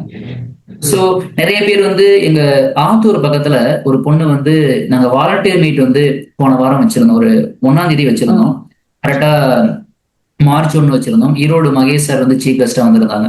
அப்ப ஆத்தூர்ல இருந்து பொண்ணு வராங்க. அந்த பொண்ணு யாருனத்துல வாலண்டியரா ஜாயின் பண்றாங்க. சோ அவங்க என்ன சொன்னாங்கன்னா, நான் வந்து சூசைட் பண்ணிக்கலாம்னு போனேன், என் லைஃபே வெறுத்து போய், சின்ன பொண்ணு தான், எனக்கு தெரிஞ்சு 30 தான் இருக்கும், லைஃபே வெறுத்து போய் சூசைட் பண்ணிக்க போறான்னு பார்த்தேன். அப்போ உங்க வீடியோஸ் எல்லாம் நிறைய நீங்க பண்ண ஆக்டிவிட்டி எல்லாம் பார்த்தேன். ஸோ வந்து இதுக்கப்புறம் வந்து அந்த பார்த்ததுக்கு அப்புறம் எனக்குள்ள ஒரு உணர்வு வர ஆரம்பிச்சிச்சு. நம்ம வெறுமனையா சாகிறத விட மக்களுக்கு ஏதாவது செய்யணுங்கிற உணர்வு வர ஆரம்பிச்சிச்சு. ஸோ இன்னைக்கு நான் ஒரு காலேஜ்ல ஒர்க் பண்ணிட்டு இருக்கேன், லெக்சரரா ஜாயின் பண்ணிட்டேன், நான் ரெகுலரா வந்து இனிமேல் வாலண்டியரிங் சர்வீஸ் பண்றேன்னு சொல்லிட்டு வாலண்டியரா வர ஆரம்பிச்சிருக்காங்க. ஸோ மேடம் இங்க நம்ம டைரக்ட் இம்பாக்ட்ங்கிறது மக்களை காப்போம், இன்டைரக்ட் இம்பாக்ட் நம்ம எவ்வளவு விஷயம் நம்ம கிரியேட் பண்ணிருக்கோம். அதான் மேடம். ஆமா, கரெக்ட். இப்போ நீங்க ஈரோடு மட்டும் தான் பண்ணிட்டு இருக்கீங்களா, இல்லாட்டி வேற? ஈரோடு மட்டும்தான் பிளஸ் நாங்க பண்ணிட்டு இருக்கோம். 2018 நேஷனல் அவார்டு வாங்கினதுக்கு அப்புறம் 18 டிஸ்ட்ரிக்ட்ல கொண்டு போனேன். அப்போ ஹோம் கிடையாது, பட் ஆக்டிவிட்டிஸ் மட்டும் நடக்கும். பட் ஆஃப்டர் கோவிட் கரெக்டா வந்தோம்னா ஃபினான்சியல் ஸ்ட்ரகிள்ஸ்னால அதை ஹேண்டில் பண்ண முடியல. லீகல் இஷ்யூஸ், ஃபினான்சியல் ஸ்ட்ரகிள்ஸ் நிறைய இருக்கு இதுல. அந்த அப்ரூவல்ஸ் எல்லாமே நிறைய இருக்கு. அதுக்கப்புறம் தான் இந்த ஹோம் கட்டி முடிச்சதுக்கு அப்புறம் தான் ஆக்டிவிட்டி ஸ்கேலபிள் பண்ணலாம் அப்படின்னு இருக்கும். இப்ப ஈரோட்ல மெயினா பண்றோம். பட் ஈரோடு சுத்தி இருக்க நியர்பைல இருக்க 4 டிஸ்ட்ரிக்ட்ல இருக்கக்கூடிய பார்டர்ஸ் நாங்க கவர் பண்றோம். ஃபார் எக்ஸாம்பிள் சேலம் கொஞ்சம், நாமக்கல் கொஞ்சம், திருப்பூர் கொஞ்சம், கோயம்புத்தூர் கொஞ்சம், இந்த மாதிரி நியர்பைல இருக்கக்கூடியதை மட்டும் நாங்க வந்து அவங்களோட ரெஸ்கியூ ஏதாவது இமீடியட் ப்ராசஸ் நாங்க வந்து சப்போர்ட் பண்ணி கொடுக்குறோம். அப்பா, அங்க மட்டுமே இத்தனை பேர்னா ஆல் ஓவர் இந்தியானா அப்ப எத்தனை பேர் இருப்பாங்க? Exactly madam, exactly. ரொம்ப கஷ்டம் தான் இதெல்லாம் ஆக்சுவலா பண்றது. உங்க ட்ரஸ்ட்ல நிறைய பேரை நீங்க பார்த்திருப்பீங்க, நிறைய பீப்புள் எல்லாம் பார்த்திருப்பீங்கல்ல, யாராவது சொன்ன விஷயத்துக்காக நீங்க உண்மையிலேயே மனசார அழுதுருக்கீங்களா? மேடம் கண்டிப்பா. இப்ப அழுத விஷயம் பாத்தீங்கன்னா ஃபர்ஸ்ட் இன்சிடென்ட் 2016. ஒரு 2 இன்சிடென்ட் நான் சொல்லணும்னு ஆசைப்படுறேன். 2016 குமாரபாளையம், ஈரோடு குமாரபாளையம் பக்கத்துல. அப்ப எனக்கு பெரிய டீம் கிடையாது, ரெஸ்கியூ ப்ராசஸ் தெரியாது. காலேஜ் முடிச்ச உடனேயே வந்து ஒர்க் பண்றோம். அப்புறம் நிறைய கிண்டல்கள். நான் படிச்சு முடிச்சுட்டு ஃபேமிலி சுச்சுவேஷன், வீட்டுல மழை வந்து தண்ணி உள்ள வந்துருது. அம்மாவுக்கு மாத்திரம் வந்து ஃபேமிலியில காசு இல்ல. தங்கச்சி மேரேஜ், அந்த டைம்ல மேரேஜ் பண்றது கையில காசு இல்ல. சோ அப்ப வந்து சொந்தக்காரங்களும் எங்களை ஒரு மாதிரி என்னை பேச ஆரம்பிச்சாங்க, என்னடா இப்படி சுத்திட்டு இருக்கு அப்படின்ட்டு. அந்த அந்த என்னோட பர்சனல்ல நான் பேஸ் பண்ணக்கூடிய அந்த ஸ்ட்ரகிள்ஸ், என் ஃப்ரெண்ட்ஸ் எல்லாம் கூட படிச்சவங்க எல்லாம், நான் காலேஜ் டாப்பர் வந்தவன், பட் என் கூட படிச்சவங்க எல்லாம் பெரிய பெரிய கம்பெனி நல்ல சம்பளம் போயிட்டாங்க. பட் எனக்கு வெறும் 10,000 அங்க இருந்துகிட்டு அதை பாக்குற பாதையும் வீட்டுக்கு கொடுக்க முடியாம இருந்தப்ப ஃபேமிலி ரொம்ப கஷ்டப்பட்டாங்க. பட் அந்த டைமிங்ல தான் ஒருத்தரை நான் வந்து ரோட்ல பார்த்தேன், குமாரபாளையத்துல ஒரு அண்ணன். அவர் பேரு எனக்கு இன்னும் ஞாபகம் இல்லை, ஏன்னா அவர் பேரு ஓபன் பண்ணி சொல்லல. பட் வந்து அவர் வந்து மணல பாதிக்கப்பட்டவரா இருக்காரு. ஸோ ஸ்டில் அவர் ஃபேஸ் ரொம்ப ஞாபகத்துல இருக்கு. மணல பாதிக்கப்பட்டவரா இருக்காரு. அவரை வந்து பார்த்தோன்னா ரொம்ப ஒரு குழந்தைத்தனமா நடந்துக்கிறாரு. ரொம்ப முடி அதிகமா இருந்துச்சு. அப்பதான் நான் யோசிச்சேன், ஏன் இவ்வளவு முடி அதிகமா இருக்கு, ஒரு முடி கம்மியா இருந்தா அழகா இருக்குமே யோசிச்சேன். ஸோ ஃபர்ஸ்ட் ப்ராசஸ், நாங்க இப்பதான் மொட்டை அடிச்சு ப்ராசஸ் ஃபாலோ பண்ண, பட் அப்ப எதுவுமே கிடையாது. இப்போ மொட்டை அடிச்சா முடி வெட்டி விட்டா நல்லா இருக்குமேன்னு சொல்லி யோசிக்கிறேன். அப்போ வந்து எப்படி கத்திரிக்கோள் வாங்கணும்னு கூட தெரியாது.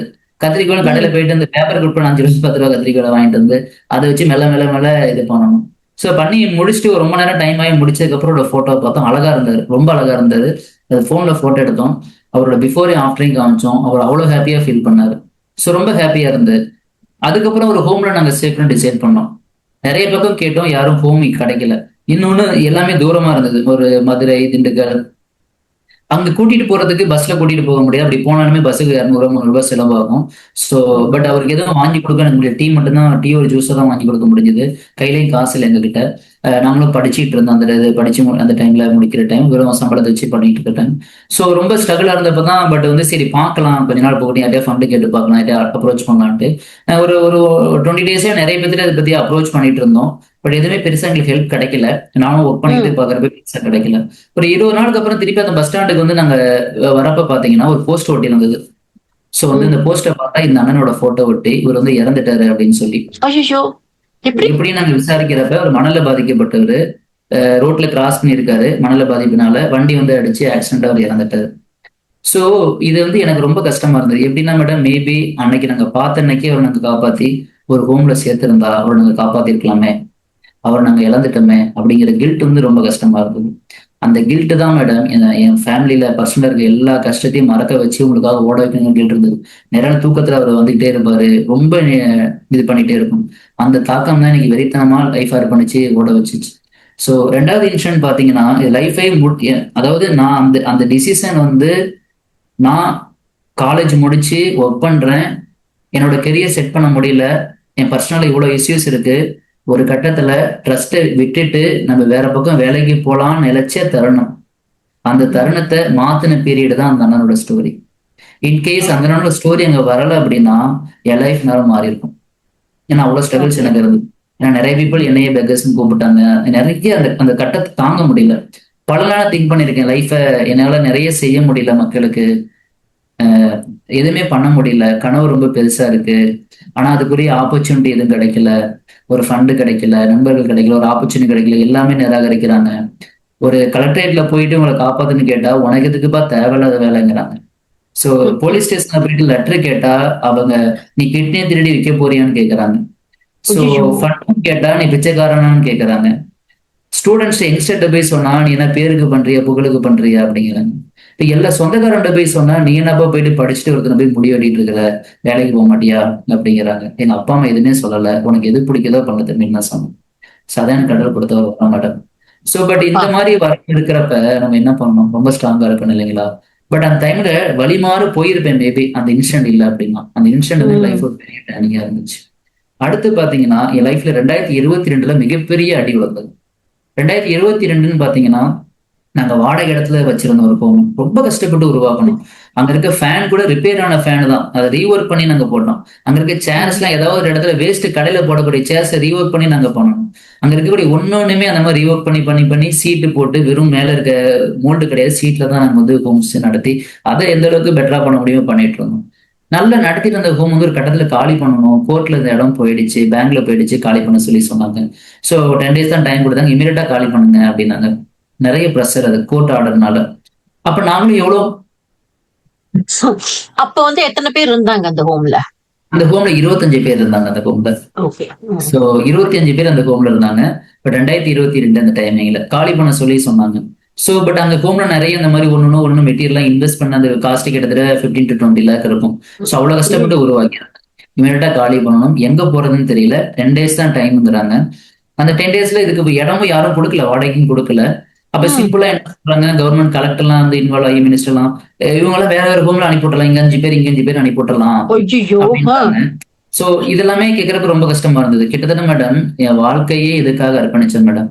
அதாவது புத்தக வரிகளை படிச்சு எல்லா அமைப்புகளுக்குமே ஒரு ஒரு அமைப்பு உருவாக்கி அந்த அமைப்புக்காக விஷன் மிஷன் அப்ஜெக்டிவ்ஸை கிரியேட் பண்ணியிருப்பாங்க. கிரியேட் பண்ணி தான் அமைப்பை நடத்துவாங்க.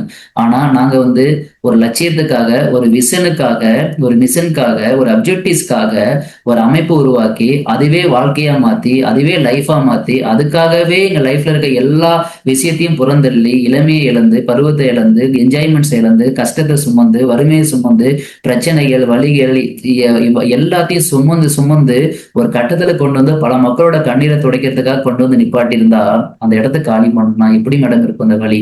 எத்தனை லைஃப் நாங்க இழந்திருக்கோம்ட்டு. கிட்டத்தட்ட 8 வருட உழைப்பு, 9 வருட உழைப்பு போயிருச்சு இல்லையா? அப்ப என்கிட்ட ஒரு பாட்டி சொன்னாங்க, ஹோம்ல நாச்சியம்மாள் அப்படின்றவங்க பேரு.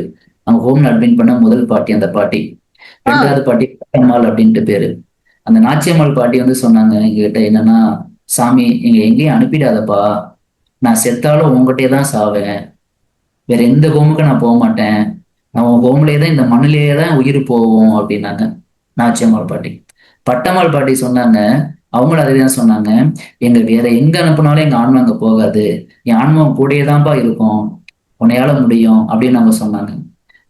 அந்த 2 பாட்டியோட ஸ்டோரி எனக்கு ரொம்ப இம்பாக்ட் பண்ணுச்சு. நைட் எல்லாம் பயங்கரதா இருந்தது. அப்பதான் முடிவு பண்ணேன், ரொம்ப போராடணும், இந்த பாட்டிகளுக்காகவே ரொம்ப போராட ஆரம்பிச்சேன். அகைன் கோர்ட்ல நாங்க வந்து கேஸ் ஃபைல் பண்ணி ஒரு 6 மாசம் டைம் வாங்கணும். அதுக்குள்ளார எனக்கு தேடணும், நிறைய ஸ்ட்ரகிள் பண்ணணும். ஒரு பேசிக்கா என்னால ஒரு 100 ரூபாய் ஃபண்டிங்கே ரொம்ப ஸ்ட்ரகிளா இருக்கும். ஆனா அந்த இடத்தோட வேல்யூ கிட்டத்தட்ட 1 crore. அவ்வளவு பெரிய இடத்த நாங்க வாங்கணும். ஒவ்வொரு காலேஜா, ஸ்கூலா, பஸ் ஸ்டாண்டுல, கடைகள்ல, கிளப்ல ஒவ்வொருத்திட்டு போயிட்டு 5 ரூபா, 10 ரூபா, 100 ரூபாய், 500 ரூபாய், 1000 ரூபாய் கொடுக்க ஆரம்பிச்சேன். அந்த 100 ரூபாய் கொடுக்குறப்ப அவங்க பாக்குற பார்வையோட கேட்கிற கேள்வி எப்படி தெரியுங்களா இருக்கும்? ரொம்ப கஷ்டமா இருக்கும். சம்டைம்ஸ் சாப்பிட முடியாது, அவ்வளவு கஷ்டமா இருக்கும். ஆனா அந்த கஷ்டம்லாம் வரப்ப அந்த பாட்டியோட முகத்தை மனசுல கொண்டு வந்துருவேன். கொண்டு வரப்ப பரவாயில்ல, அன்னை தெரசா எப்படி இன்னைக்கு வந்து ஒரு குழந்தைகளை காப்பாத்துங்கிறத கையேந்திரப்ப கையில எச்சில தூக்கி இருப்பாங்க, இதை நான் வச்சுக்கிறேன், என் குழந்தைங்க கொடுப்பாங்க. அதே மாதிரி நீங்க கொடுக்குற அவமானத்துல நான் வச்சுக்கிறேன், என்னோட மக்களை நம்ம வந்து காப்பாற்றணும். ஓப்பனா சொன்னா அவங்க எல்லாரும் சம் பீப்புள் நினைச்சுக்கலாம், அவங்க படிக்காம ரோட்ல பிச்சை எடுத்துட்டு இருக்காங்க, நீங்க படிச்ச பிச்சைக்காரங்களா இருக்கீங்களே அப்படின்னு சொல்லுவாங்க. தப்பே கிடையாது. ஆமா, நாங்க படிச்ச பிச்சைக்காரர்கள், தப்பே கிடையாதுன்னு நாங்க சொல்ல ஆரம்பிச்சிட்டோம். அது ஒரு பதவியே நான் சுமக்க ஆரம்பிச்சிட்டேன். நேஷனல் அவார்டு மட்டும் எங்க பதவி கிடையாது மேடம், யாசகர்கள பேரு எங்க பதவி தான். அது ரொம்ப பெருமையா இருக்கு இல்லையா? யாசகம் காப்பாத்த யாசகம் ரொம்ப தப்பே கிடையாது இல்லையா? அது பெருமையா சுமந்தோம். பட் அதுதான் வந்து இன்னைக்கு அந்த இடத்த வாங்க வச்சிச்சு மேடம். அதே மாதிரி அந்த பாட்டி அதே மண்ணுல நாங்க காலி பண்ண 2 நாள் முன்னாடி இறந்தும் போனாங்க, எங்ககிட்டே தான் இறந்தும் போனாங்க. ஆனா நான் அதே நாச்சியம்மாள் பாட்டி தூக்கிட்டு போறோம், இறந்துட்டாங்க. ஆனா அந்த பட்டம்மாள் பாட்டி இன்னும் இருக்காங்க. அவங்க வயசு 93 வயசு. சோ இன்னும் சோலார் ஹோம்ல இருக்காங்க. 93 வயசு. 3 முறை அட்டாக் வந்திருக்கு. 3 முறையும் காப்பாத்து. அட்டாக் வந்து 3 மணி நேரம் பண்ண முடியாதுங்கிறாங்க. பட் எப்படின்னு தெரியல. ஆனா நான் புது ஹோமுக்கு தான் வருவேங்கிறது வைராகியமா இருக்காங்க. அந்த பாட்டி தான் ஹோம்ல முதல் மரம் நட்டது அந்த பாட்டி தான். மரம் முதல் மரம் நட்டது அந்த பாட்டி தான். அவ்வளவு பெரிய ஹோம்ல இன்னமும் வைராகியமா இருக்காங்க. ரொம்ப சந்தோஷமா சொல்லுவாங்க, நான் ஜூலை மாசம் ஹோமுக்கு போயிடுவேன் அப்படின்னு சொல்றாங்க. மேடம் எதுக்காக இந்த விஷயம் சொல்றேன்னா மேடம், இது வந்து அத்தனை மக்கள் வந்து அவ்வளோ ஒரு உணர்வுல இருக்காங்க மேடம், நம்ம அந்த ஒரு உணர்வுல இருக்காங்க. பட் நம்மளுக்கு வேணா இது வந்து நான் இவ்வளவு ஒரு பாட்டியோட கதை அப்படின்னு சொல்லலாம், 1600 பேர்த்துன்னு சொல்லலாம். பட் ஒவ்வொருத்தரோட வரலாறு இல்லையா அது, அவங்களோட வாழ்க்கையோட ஹிஸ்டரி இல்லையா?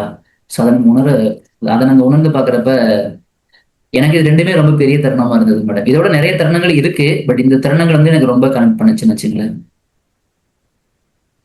நல்ல ஹார்ட் டச்சிங்கா இருக்கு நவீன், நிஜமாவே சொல்றேன். ஏதாவது ஒரு தருணத்துல சரி என்னடா லைஃப் இது அப்படின்னு சொல்லிட்டு கிவ் அப் பண்ண நினைச்சிருக்கீங்களா? பட் நிறைய டைம் தோணும். தோணி இருக்கு. கிவ் அப் அப்படின்னு தோணாது, ஆனா அந்த வழிகள் நம்மகிட்ட இருக்கும். ஆனா நான் ஒண்ணு சொல்றேன் மேடம், எந்த தருணத்திலயுமே என் பர்சனல் லைஃபோட நான் வந்து இந்த மாதிரி டவுன் ஆயிருக்கே தவிர, இந்த வேலையை பொறுத்த வரையிலும் எனக்கு கான்பிடன்ட் எப்போதுமே என்னென்னதுல விட மாட்டேங்குது. ஸோ வந்து முடியும், பண்ணிடலாம் பண்ணிடலாம் பண்ணிடலாம் பண்ணிடலாம் அப்படிங்கிறது தான் இருக்கு. சம்டைம்ஸ் வந்து நெகட்டிவிட்டி வரும், நிறைய மக்களோட விமர்சனங்கள் எல்லாம் நெகட்டிவிட்டி வரும். மைண்ட் ரொம்ப கஷ்டமா இருக்கும், ரொம்பவே வேதனையா இருக்கும். பட் ஒரு நாள் ஆகாது மீண்டு வர, பட் மீண்டு வந்துருவோம். எப்படி வருவோம்னா அந்த ஹோம்ல போய் ஒரு 5 நிமிஷம் உட்காந்துன்னு வச்சுங்களேன், அதுவா வந்துடும். அதுவா வந்துடும் ஹோம்ல உட்காந்தா. இப்போ உங்களுக்கு அதே மாதிரி நெகட்டிவிட்டி இன்னும் நிறைய இருக்கா? மேடம் நெகட்டிவிட்டி அப்படிங்கிறது பாத்தீங்கன்னா இப்ப இருக்குங்கிறத விட, பட் அந்த நெகட்டிவிட்டியோட பாசிட்டிவிட்டி இல்ல, ரொம்ப நீங்க ஏதாவது கொஞ்சம் யார்கிட்டயாச்சும் போய் பேசும்போது அப்ப உங்களை ஒரு மாதிரி ட்ரீட் பண்ணிருப்பாங்க நிறைய பேர். பட் இந்த சூழ்நிலையில இப்போ இந்த டைம்ல நீங்க போய் ஏதாவது ஹெல்ப் கேட்டீங்கன்னா அந்த அந்த அந்த அளவுக்கு உங்களை ட்ரீட் பண்ணாம இப்போ கொஞ்சம் ரெஸ்பெக்டடா. கண்டிப்பா கண்டிப்பா இப்ப வந்து எல்லாமே கொஞ்சம் பாசிட்டிவா மாறி இருக்கு. பாசிட்டிவா அதுதான் மேக்சிமம் நல்லாவே வந்திருக்கு. அதாவது எந்தெந்த கம்பெனி எல்லாம் வேலைக்கு போகணும்னு லட்சணம், அந்த கம்பெனி ஓனர்ஸ் எல்லாமே உங்களோட க்ளோஸ் கனெக்ட்ல இருக்காங்க. சோ இப்ப கலெக்டர்ல இருந்து எல்லா கவர்மெண்ட் ஆஃபீஸ்ல இருந்து ஃபுல் சப்போர்ட்ல இருக்காங்க. ஒரு ஃபோன் பண்ணாலே எல்லா சப்போர்ட்ஸும் பண்ணி கொடுக்குற அளவுக்கு இருக்காங்க. பட் மெனி பீப்புள், நிறைய பீப்புள் எங்களோட நல்ல ஒரு சப்போர்ட்ல இருக்காங்க. பட் என்னன்னா நம்ம செய்யற விஷயம் வெளியே தெரியறதுனால அவங்க கூட ஏதோ ஒரு ஆஸ்பெக்ட்ல கூட டிராவல் பண்றாங்க. பட் மேடம் இப்ப நாங்க வந்து நிறைய மக்கள் சப்போர்ட் பண்ணாலும் எங்க மனநிலை எப்படி இருக்குன்னா, நீ பேசுனா பேசு, பண்ணா பண்ணு, எங்க வேலை இதுதான், அவ்வளவுதான். அவ்வளவுதான். இப்ப எனக்கு வந்து நான் வந்து ஒருத்தர் அந்த விருதுனாலையோ இல்ல வந்து மக்கள் வந்து நம்மள நல்ல பாசிட்டிவா பாக்கணுங்கிறதோ நாங்க அதை பெருசா பார்க்கல. நாங்க என்ன பார்த்தோம்னா, ஒரு ஏன் வந்து என்னை நெகட்டிவா பாக்குறாங்க, ஏன் என்னை பாசிட்டிவா பாக்குறாங்க, 2 விஷயம் இருக்கு மேடம். அவங்க நெகட்டிவா பேசுறதையோ பாசிட்டிவா பேசுறதையோ நம்ம நெகட்டிவாவோ பாசிட்டிவா எடுத்துக்கிட்டாதான் அந்த இன்சிடென்ட். அது நீங்க எது பேசினாலுமே எனக்கு இன்சிடென்ட் அவ்வளவுதான். என்னோட அந்த இன்சிடென்ட் வந்து என் மனசை காயப்படுத்தாது, கஷ்டமா இருக்கும் பட் ரொம்ப டெப்தா காயப்படுத்தாது. பட் அந்த மாதிரி காயங்கள் வந்தாலுமே எங்களோட மனசுல இருக்க காயத்தை விட அந்த தாத்தா பாட்டியோட காயம் ரொம்ப அதிகமா இருக்கும். அந்த காயத்தோட என் காயம் சின்னது தானே. அந்த காயத்தை கம்பேர் பண்றப்ப அந்த காயத்துக்காக இந்த சின்ன காயத்தை தாங்க கூட முடியாதா? இன்னைக்கு வந்து நம்மளோட நாட்டோட விடுதலைக்காக எத்தனை தலைவர்கள் ரத்தம் சிந்தி போராடி இருப்பாங்க. அந்த ரத்தங்கள் தானே இன்னைக்கு நம்மளோட மகிழ்ச்சியை கொடுக்குது. இந்த காயம் அவங்களோட மகிழ்ச்சி கொடுக்காதான்? மேடம் நான் அடிக்கடி எங்க டீம்ல சொல்றது என்ன தெரியுங்களா, நாங்க நடந்து போற பாதை வந்து முட்கள் நிறைந்த பாதை தான். இந்த முட்கள் நிறைந்த பாதை நடந்து போறப்ப எங்க காலில் கண்டிப்பா சிவப்பு ரத்தங்கள், எங்களோட குருதிகள் வரதான் செய்யும். அந்த எங்க காலில் வரக்கூடிய ஒவ்வொரு குருதிகளுமே பின்னாடி வரக்கூடிய டீமுக்கு சிவப்பு கம்பளமா மாறட்டும் தான் நாங்க சொல்லுவோம். சொல்லுவேன், என் லைஃப்ல வந்து பாத்தீங்கன்னா எங்களோட கனவு ரொம்ப பெருசு மேடம். கனவு விலை மதிப்பற்றது. எங்களோட உடலோட இருக்கக்கூடிய கடைசி குருதி கூட சொல்லுங்க கனவோட வலு என்னங்கிறது. அந்த கனவு எங்களுக்கான கனவு கிடையாது, மக்களுக்கான கனவு. கனவுகளை இழந்து கனவுகளை மண்ணுல புதைக்கப்பட்ட பல மக்களோட கனவுகளுக்காக என் கனவு இருக்கு. அந்த கனவு நாங்க நோக்கி ஓடுறப்ப வரக்கூடிய எல்லா சவால்களுமே ஏதோ ஒரு காரணத்தினால ஒதுக்கப்படும். ஏன்னா கனவு ரொம்ப பெருசு. அதை நோக்கி நாங்க போறப்ப கண்டிப்பா எல்லாத்தையும் செய்ய முடியும். அதே மாதிரி நாங்க மக்களுக்கு செய்யணும்னு நினைக்கிறப்ப ஏதோ ஒரு சூழலை யாரோ ஒருத்தர் வழியா ஏதோ ஒரு உதவிகள் கண்டிப்பா வந்துருது. இதுக்கு மேல கடவுள் இருக்காருன்னு அவர் ப்ரூவ் பண்ண அவசியம் இல்லை மேடம். ஏன்னா இக்கட்டான சூழல்ல ஒரு கோடி ரூபாய் போட்டு இடம் வாங்குவோம்னு நினைக்கல, வாங்க வச்சாரு கடவுள். நீங்க செய்ய நினைக்கிறோம், செய்ய வைக்கிறார். நம்புறவங்களுக்கு கடவுள், நம்பாதவங்களுக்கு பிரபஞ்சம், இல்லைன்னா இயற்கை. பட் வாட் எவர் மேபி, இன்னைக்கு கடவுளுங்கிறது உருவத்துல கிடையாது, செயல்கள்ல தான். இன்னைக்கு இல்லாதவர்களுக்கு செய்யும் தொண்டை இறை தொண்டு. இன்னைக்கு மேபி அந்த மனிதர்களுக்கு நாங்க தொண்டு செய்யற வாய்ப்பை கொடுத்துருக்காங்க இந்த பிரபஞ்சமா இருந்த கடவுள். இன்னைக்கு மேடம் எல்லாருமே எங்களை பாராட்டுவாங்க, எங்களை இது சொல்லுவாங்க. பட் இதை விட இந்த பாராட்டுக்கு சொந்தக்காரங்க நம்ம கிடையாது இல்லையா, அந்த மக்கள் தானே. அவங்களுக்காக தானே நம்ம அந்த பாராட்டு கிடைச்சிருக்கு. அவங்களை காப்பாத்துன்னு நினைச்சனால இந்த விருதுகள் கிடைச்சிருக்கு. அவங்கள செய்ய நினைச்சா இந்த மரியாதைகள் கிடைச்சிருக்கு. அப்ப இந்த மரியாதையும் இந்த பாராட்டும் யாருக்காக? நம்மளுக்காக கிடையாது, மக்களுக்காக தான். ஸோ அதை ரொம்ப உணர்வுபூர்வமா உணர்றப்ப இன்னும் சர்வீஸை நல்லா செய்ய முடியுது மேடம். அந்த கஷ்டங்கள் இருந்தாலுமே கடந்து போயிடுது. ஸோ இந்த மக்களோட பாக்குறது கண்டிப்பா அது கடந்து போயிடும். நைஸ், ரொம்ப நல்லா இருக்கு. எனக்கு அப்படியே சரி, வாலண்டியரா பிசிக்கலா பண்றதுன்றது ஒண்ணு இருக்கு. பிசிக்கலா இல்லாம வந்து என்னெல்லாம் பண்ண முடியும் நவீன்? மேடம் பிசிக்கலா இல்லாம லைக் வந்து ஒரு வாலண்டியரா ஒரு ஆன்லைன்ல வெளியில இருந்துட்டு ஒரு ஒர்க் இந்த மாதிரி இருந்தா கூட, நீங்க இருக்கீங்க, ஒரு வியூவர்ஸ் இருக்காங்க அப்படின்னா அவங்க சோசியல் மீடியா மூலமா நம்மள சப்போர்ட் பண்ணி கொடுக்கலாம். ஸோ வாலண்டியரிங் இருந்து நேர்ல வந்து ஃபீல்ட் ஒர்க் பண்றது one of the volunteering. So வந்து வேற ஏதாவது டாக்குமெண்ட்ஸ் ஒரு டாக்குமெண்ட் சப்போர்ட் பண்ணி கொடுக்கறது வாலண்டியரிங். சோசியல் மீடியா மூலமா ஹெல்ப் பண்ணி கொடுக்கறது, ஒரு ரெஃபரல்ல வந்து சில பேருக்கு ரெஃபர் பண்றது, நாங்க அந்த மாதிரி பண்றாங்க. ஒரு ஃபண்ட் ரைஸ் பண்ணி கொடுக்கறது வாலண்டியரிங். அவங்களுக்கு நாலேஜ் லைக் ஒரு ரைட்டிங் ஸ்கில்ஸ் இருக்கு, ரைட்டிங் பண்ணி கொடுக்கறது. ஒரு ஒரு வேற ஏதாவது அவங்க பர்டிகுலரா டெக்னிக்கலா இப்போ நிறைய பேர் ஒரு ஐடியில் ஒர்க் பண்றாங்கன்னா அவங்க ஏதாவது சாஃப்ட்வேர்ஸ் சப்போர்ட் பண்ணி கொடுக்கறது, இல்ல ஒரு இந்த மாதிரி அவங்களோட நாலேஜ் பேஸ் பண்ணி சப்போர்ட் பண்ணாலே பெரிய சப்போர்ட் தான். ஒரு அகாடமிக் இன்ஸ்டியூட்ஸ்ல இருக்காங்க, அதை பேஸ் பண்ணி அங்க சப்போர்ட் பண்ணி கொடுத்து அங்க ஒரு டீமை நம்ம ஹெல்ப் பண்றது, சப்போர்ட் பண்றது. ஸோ இந்த மாதிரி வேரியஸ் ஆங்கிள் வந்து நம்ம வந்து சப்போர்ட் பண்ணலாம். அவங்களோட வேற இன்புட்ஸ் இருந்தால் நம்ம கொடுக்கலாம். ஸோ அதை விட நாலேஜும் ரொம்ப முக்கியம். நாலேஜ் ஷேரிங்ஸும் ரொம்ப இம்பார்ட்டன்ட் சப்போர்ட்ஸ் நம்ம பார்க்குறோம். ஸோ இதுதான் மேடம் மேஜரா நம்ம பார்க்கக்கூடிய வாலண்டியரிங்கா இருக்கு. இப்போ நீங்க எக்ஸாம்பிளுக்கு நீங்க நம்மளோட இதுல பண்றீங்கன்னா நாங்க இதையுமே ஒன் ஆஃப் த வாலண்டியரிங்கா பார்ப்போம். ஸோ பட் எனக்கு வந்து நீங்க வந்து ஒரு விதத்துல இப்ப எங்களை பத்தி மக்களுக்கு தெரியப்படுத்துறப்ப அவங்க மூலமா 4 பேருக்கு உதவிகள் கிடைக்கும். ஸோ இது லாங் டேர்மா, சிங்கிள் டைம் இல்லாம லாங் டேர்மா நம்ம எந்தெந்த ஆஸ்பெக்ட் நம்ம வந்து இதை ரீச் பண்ணி கொடுக்க முடியுமோ நம்ம ரீச் பண்ணி கொடுக்கறது one of the volunteering. Madam இந்த வேலையை நாங்க செய்யறோம், பட் பேக்கப்ல இந்த மாதிரி உங்களை நிறைய நல்ல உலகங்கள் இருக்காங்க. அப்சல்யூட்லி நீங்க நம்ம பார்க்கக்கூடிய வியூவர்ஸ் எல்லாத்தோட இந்த டைம் எடுத்து பாக்குறாங்க அப்படின்னாலே அது ஒன் ஆஃப் த சர்வீஸ் தானே. எத்தனையோ அதை பார்த்துட்டு இன்னைக்கு செலிபிரிட்டியை பார்த்துட்டு கை தட்டிட்டு போற உலகத்தை கடந்து ஒரு சர்வீஸ் பண்றதை 10 நிமிஷம் பாக்குறதோ கேட்கறதோ கூட என்னை பொறுத்த நல்ல விஷயமா தான் நான் பாக்குறேன் மேடம். ஆமா, கரெக்ட். செம்ம நவீன். நான் இதெல்லாம் எது கேக்குறேன், என்னால பிசிக்கலா இல்லைன்னா என்னால என்னெல்லாம் பண்ண முடியுமோ டெஃபினட்டா பண்றேன். அதுக்கப்புறம் உங்களோட அந்த இதுல ட்ரஸ்ட்ல எந்த ஏஜ்ல இருந்து எந்த ஏஜ் குரூப் எல்லாம் இருக்காங்க மேடம்? எங்க கிட்ட வந்து 20 வயசுல இருந்து 80+ வச்சுமே இருக்காங்க. 20 கீழே தான் மேஜரா இருக்காங்க. இதுல மேக்சிமம் வந்து 28க்கு அப்புறம் அதிகமா இருக்காங்க. 22, 28 ஒரு 3 பேர் இருக்காங்க, அவங்க மணல பாதிக்கப்பட்டவங்க. ரிமைனிங் எல்லாமே எபோட் 28 தான் கிட்ட மேஜரா இருக்காங்க. இதுல மேஜரா இருக்கக்கூடியவங்க வந்து பாத்தீங்கன்னா 50 to 70 இருக்காங்க மேஜரா. 50 to 70 மேஜர் பீப்புள் இருக்காங்க. ஓகே. மெடிடேஷன் எல்லாம் அவங்க பண்ணுவாங்களா? மெடிடேஷன் நாங்க கொடுக்குறோம் மேடம். இதுல வந்து மெடிடேஷன் பண்றப்ப பிசிக்கலா ஏபிள் நாட் டிசேபிள் இருப்பாங்க, அவங்களால முடியாது. அவங்க வந்து சிலரால வந்து அவங்களோட டைனிங் வந்து சாப்பிடுவாங்க, சிலரால பெட்ல தான் சாப்பிடக்கூடிய சூழல் இருக்கும். அவங்களால முடியும். அந்த மாதிரி நபர்களை நாங்க ட்ரைன் பண்ணுவோம். ஸோ எங்ககிட்ட நிறைய கிரேட் சிஸ்டம் ஃபாலோ பண்றோம். அந்த மாதிரி அவங்களால பிசிக்கலா முடியலங்கிறவங்களால மோட்டிவேட் பண்ணி அவங்களை ஒரு ஸ்டேஜ்ல இருந்து அடுத்த ஸ்டேஜ் கொண்டு வர வைப்போம். ஒருத்தர்லாம் லாங் டேர்ம் கால் ஃபிராக்சரா இருந்துச்சு அப்படின்னு சொல்லி ஹாஸ்பிட்டல்ல சொன்னவங்க இன்னைக்கு ரெக்கவரி ஆகி இன்னைக்கு அவர் மத்தவங்களுக்கு ஹெல்ப்பரா இருக்காரு. அந்த பிராக்சர்ங்கிறது மனசுல இருக்கா இல்ல இதுல இருக்குன்னு வச்சுப்போம். அப்பதான் எங்களுக்கு மிராக்கிளா தான் இருக்கு. சம் இன்ஸ்டன்ட் வந்து பிலீவ் பண்ண முடியல. சோ மேபி டாக்டர் சரியா சஜஸ்ட் அனலைஸ் பண்ணலையா, இல்ல வந்து இது அவங்களோட பாசிட்டிவ் இன்சென்ஸ் வந்து அதை மாத்துது, ஆட்டோமேட்டிக்கா நரம்பு எலும்புகள் கூடுதா, எதுவுமே எங்களால ஃபைண்ட் அவுட் பண்ண முடியல. பட் சேஞ்சஸ் நடக்குது. அவங்க இன்னைக்கு சப்போர்ட் பண்ணி கொடுத்துட்டு இருக்காங்க. சோ அந்த மாதிரி முடியல நாங்க வந்து இந்த மாதிரி மெடிடேஷன் கொடுக்குறோம், எக்ஸசைஸ் கொடுக்குறோம், அவுட் விசிட் கூட்டிட்டு போறோம். ஸோ நிறைய லாஃபிங் தெரப்பி, குரூப் டிஸ்கஷன் நிறைய பண்றோம். நிறைய பேர் இன்டர்ன்ஷிப் வந்து பண்றாங்க. இப்ப டாடா இன்ஸ்டியூட்ல இருந்து கூட 2 பேர் வந்து எங்கிட்ட இன்டர்ன்ஷிப் பண்ணிட்டு இருக்காங்க, ஃப்ரம் மும்பைல இருந்து பண்ணிட்டு இருக்காங்க. ஸோ லைக் இதெல்லாமே இந்த சேஞ்சஸ் இப்ப மெல்ல நடந்துட்டு இருக்கு madam. Okay, good good, great great. Okay, ஆக்சுவலா மக்கள் வந்து டொனேட் பண்றாங்கல்ல, அது வந்து அவங்க இமோஷனலா டொனேட் பண்றதா இல்லாட்டி ரியல் சேஞ்ச் நிஜமாவே வரணும் அப்படின்னு டொனேட் பண்றதா? என்ன நினைக்கிறீங்க நீங்க மேடம்? இங்க வந்து 2 விஷயம் இருக்கு.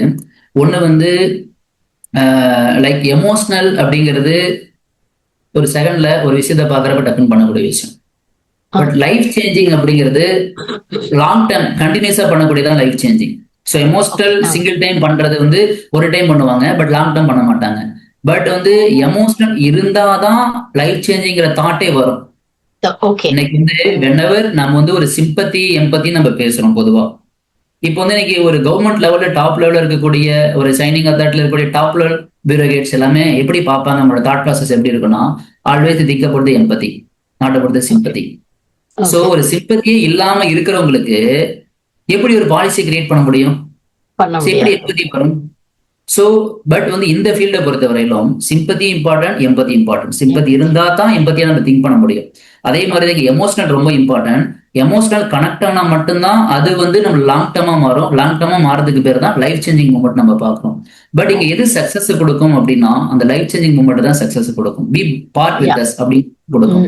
நாங்க இதுல கொடுத்துருக்கோங்கிறப்ப அது கொடுக்குற ஒவ்வொருத்தருக்கும் ஒரு ப்ரௌடா இருக்கும். நான் ஒரு டைம் டொனேஷன் கொடுத்துட்டேன்னா எனக்கு அந்த டைம்ல ஒரு சாட்டிஸ்பேக்ஷன் இருக்கும். அந்த சாட்டிஸ்பேக்ஷன் லாங் டைம் போறப்ப இந்த ஜேர்னில நானும் டிராவல் பண்ண நினைக்கிறப்ப அது ரொம்ப ப்ரௌடா இருக்கும். சோ அந்த ப்ரௌட் எல்லாரும் அனுபவிக்கணும். அந்த ப்ரௌட் அந்த அவங்களோட இன்னர் சோல் வந்து ஹாப்பி ஆகிறப்ப டெஃபினட்டா நிறைய பேர் அவங்க ஹாப்பி ஆகும். Definitely correct. Yes, good. Yeah, good explanation ஆக்சுவலா. What is a bigger vision of Akshayam Trust in next 5 years? Yes madam. இப்ப பிக்கர் விஷன் அப்படின்னு பாக்குறப்ப லைக் வந்து இப்ப நாங்க பில்டிங்கை ஃபர்ஸ்ட் நாங்க வந்து கட்டி முடிக்கணும். ஸோ இது வந்து எங்களோட இப்போ ஷார்ட் டர்ம் இருக்கக்கூடிய விஷயம். இதுதான் எங்களோட பெரிய ப்ராசஸ். தென் வந்து இந்த ஆக்டிவிட்டியை நாங்கள் வந்து ஸ்கேலபிள் பண்ணணும். ஸோ வந்து நாங்கள் வந்து நிறைய இதுக்காக ஒரு பெரிய பிளான் வச்சிருக்கோம். 3 விஷயம் நான் சொல்லிடுறேன். ஃபர்ஸ்ட் ஆஃப் ஆல் வந்து இந்த ரீஹபிலிட்டேஷன் ஹோம்ங்கிறது ஒரு கேட்டகரி.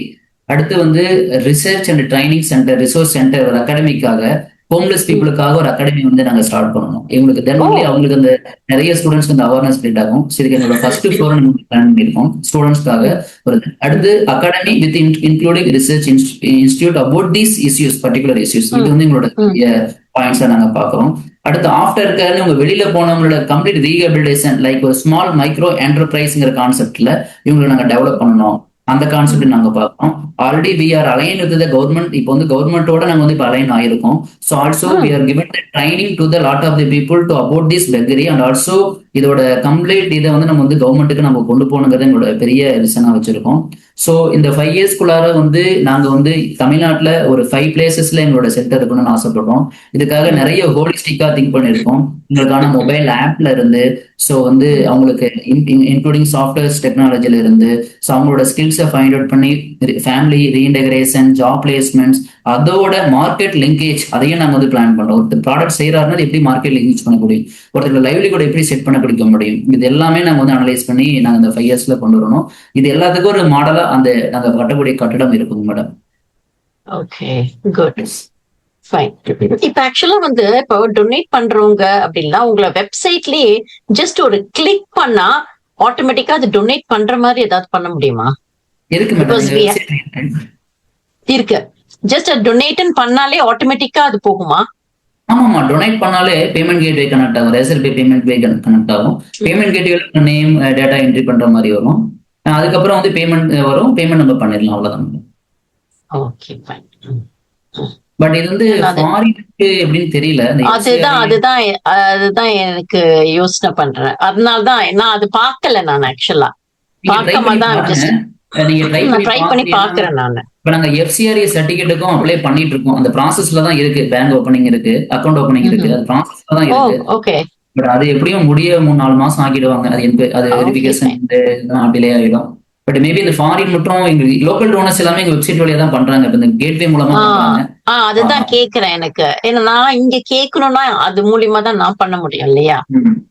அதனாலதான் இப்ப நான் வந்து என்னோட பர்சனல் அக்கௌண்ட்ல இருந்து நான் உங்களோட எடுத்து பண்ணி நாங்க வந்து இல்லைன்னா எங்க லிங்க் உங்களுக்கு ஷேர் பண்றோம். பேமெண்ட் கேட்வே லிங்க், அந்த லிங்கை நீங்க யூஸ் பண்ணி எவரி நீங்க பண்ணிக்கலாம். அப்படி வேணா பண்ணலாம். உங்களோட இவ்வளோ லைஃப் ஜேர்னில நீங்க வியூவர்ஸ்க்கு ஏதாவது சொல்லணும், அட்வைஸ், சஜஷன் ஏதாவது சொல்லணும்னா என்ன சொல்லுவீங்க? கண்டிப்பா. ஸோ ரொம்ப நல்ல ஒரு கேள்வி மேடம். ஸோ வியூவர்ஸ்க்குன்னு பாக்குறப்ப இன்னைக்கு பொதுவா நம்மளோட உலகத்துல நம்ம சமூகத்துல பிறந்து ஒரு அப்பா அம்மாவுக்கு குழந்தையா பிறந்து வளர்ந்து அந்த அப்பா அம்மாவை பார்த்துக்க முடியாத சூழல், பார்த்துக்கிற சூழல், வாட் எவர் மேபி எல்லாமே இருந்தாலுமே இந்த லைஃப்ல ரொம்ப விலை மதிப்பற்றது பணம் கிடையாது, உயிர்கள், உறவுகள், அப்பா அம்மா, தாத்தா பாட்டி தான். இன்னைக்கு வந்து ஃபாரின்ல நிறைய பேர் தமிழர்கள் மேபி இருக்கலாம், இல்லை ஃபாரின்ல இருக்கலாம், லோக்கல் அப்பா அம்மா இருக்கலாம். ஸோ சூழ்நிலைக்காக போகலாம், பொருளாதாரத்துக்காக போகலாம், எஜுகேஷனுக்காக போகலாம்.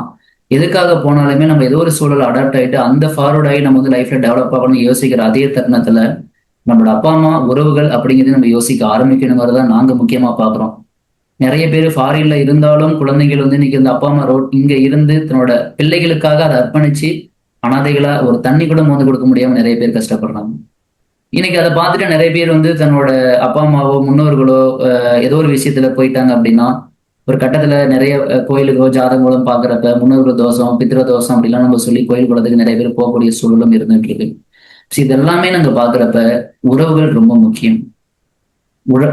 விலை மதிப்பற்றது உறவுகள் தான். அப்பா அம்மாவோட குறைகள் கண்டிப்பா இருக்கும், கண்டிப்பா திட்டுவாங்க, அவங்களுக்கு டிமாண்ட்ஸியா இருக்கும், படுத்து படுக்கை ஆகலாம்.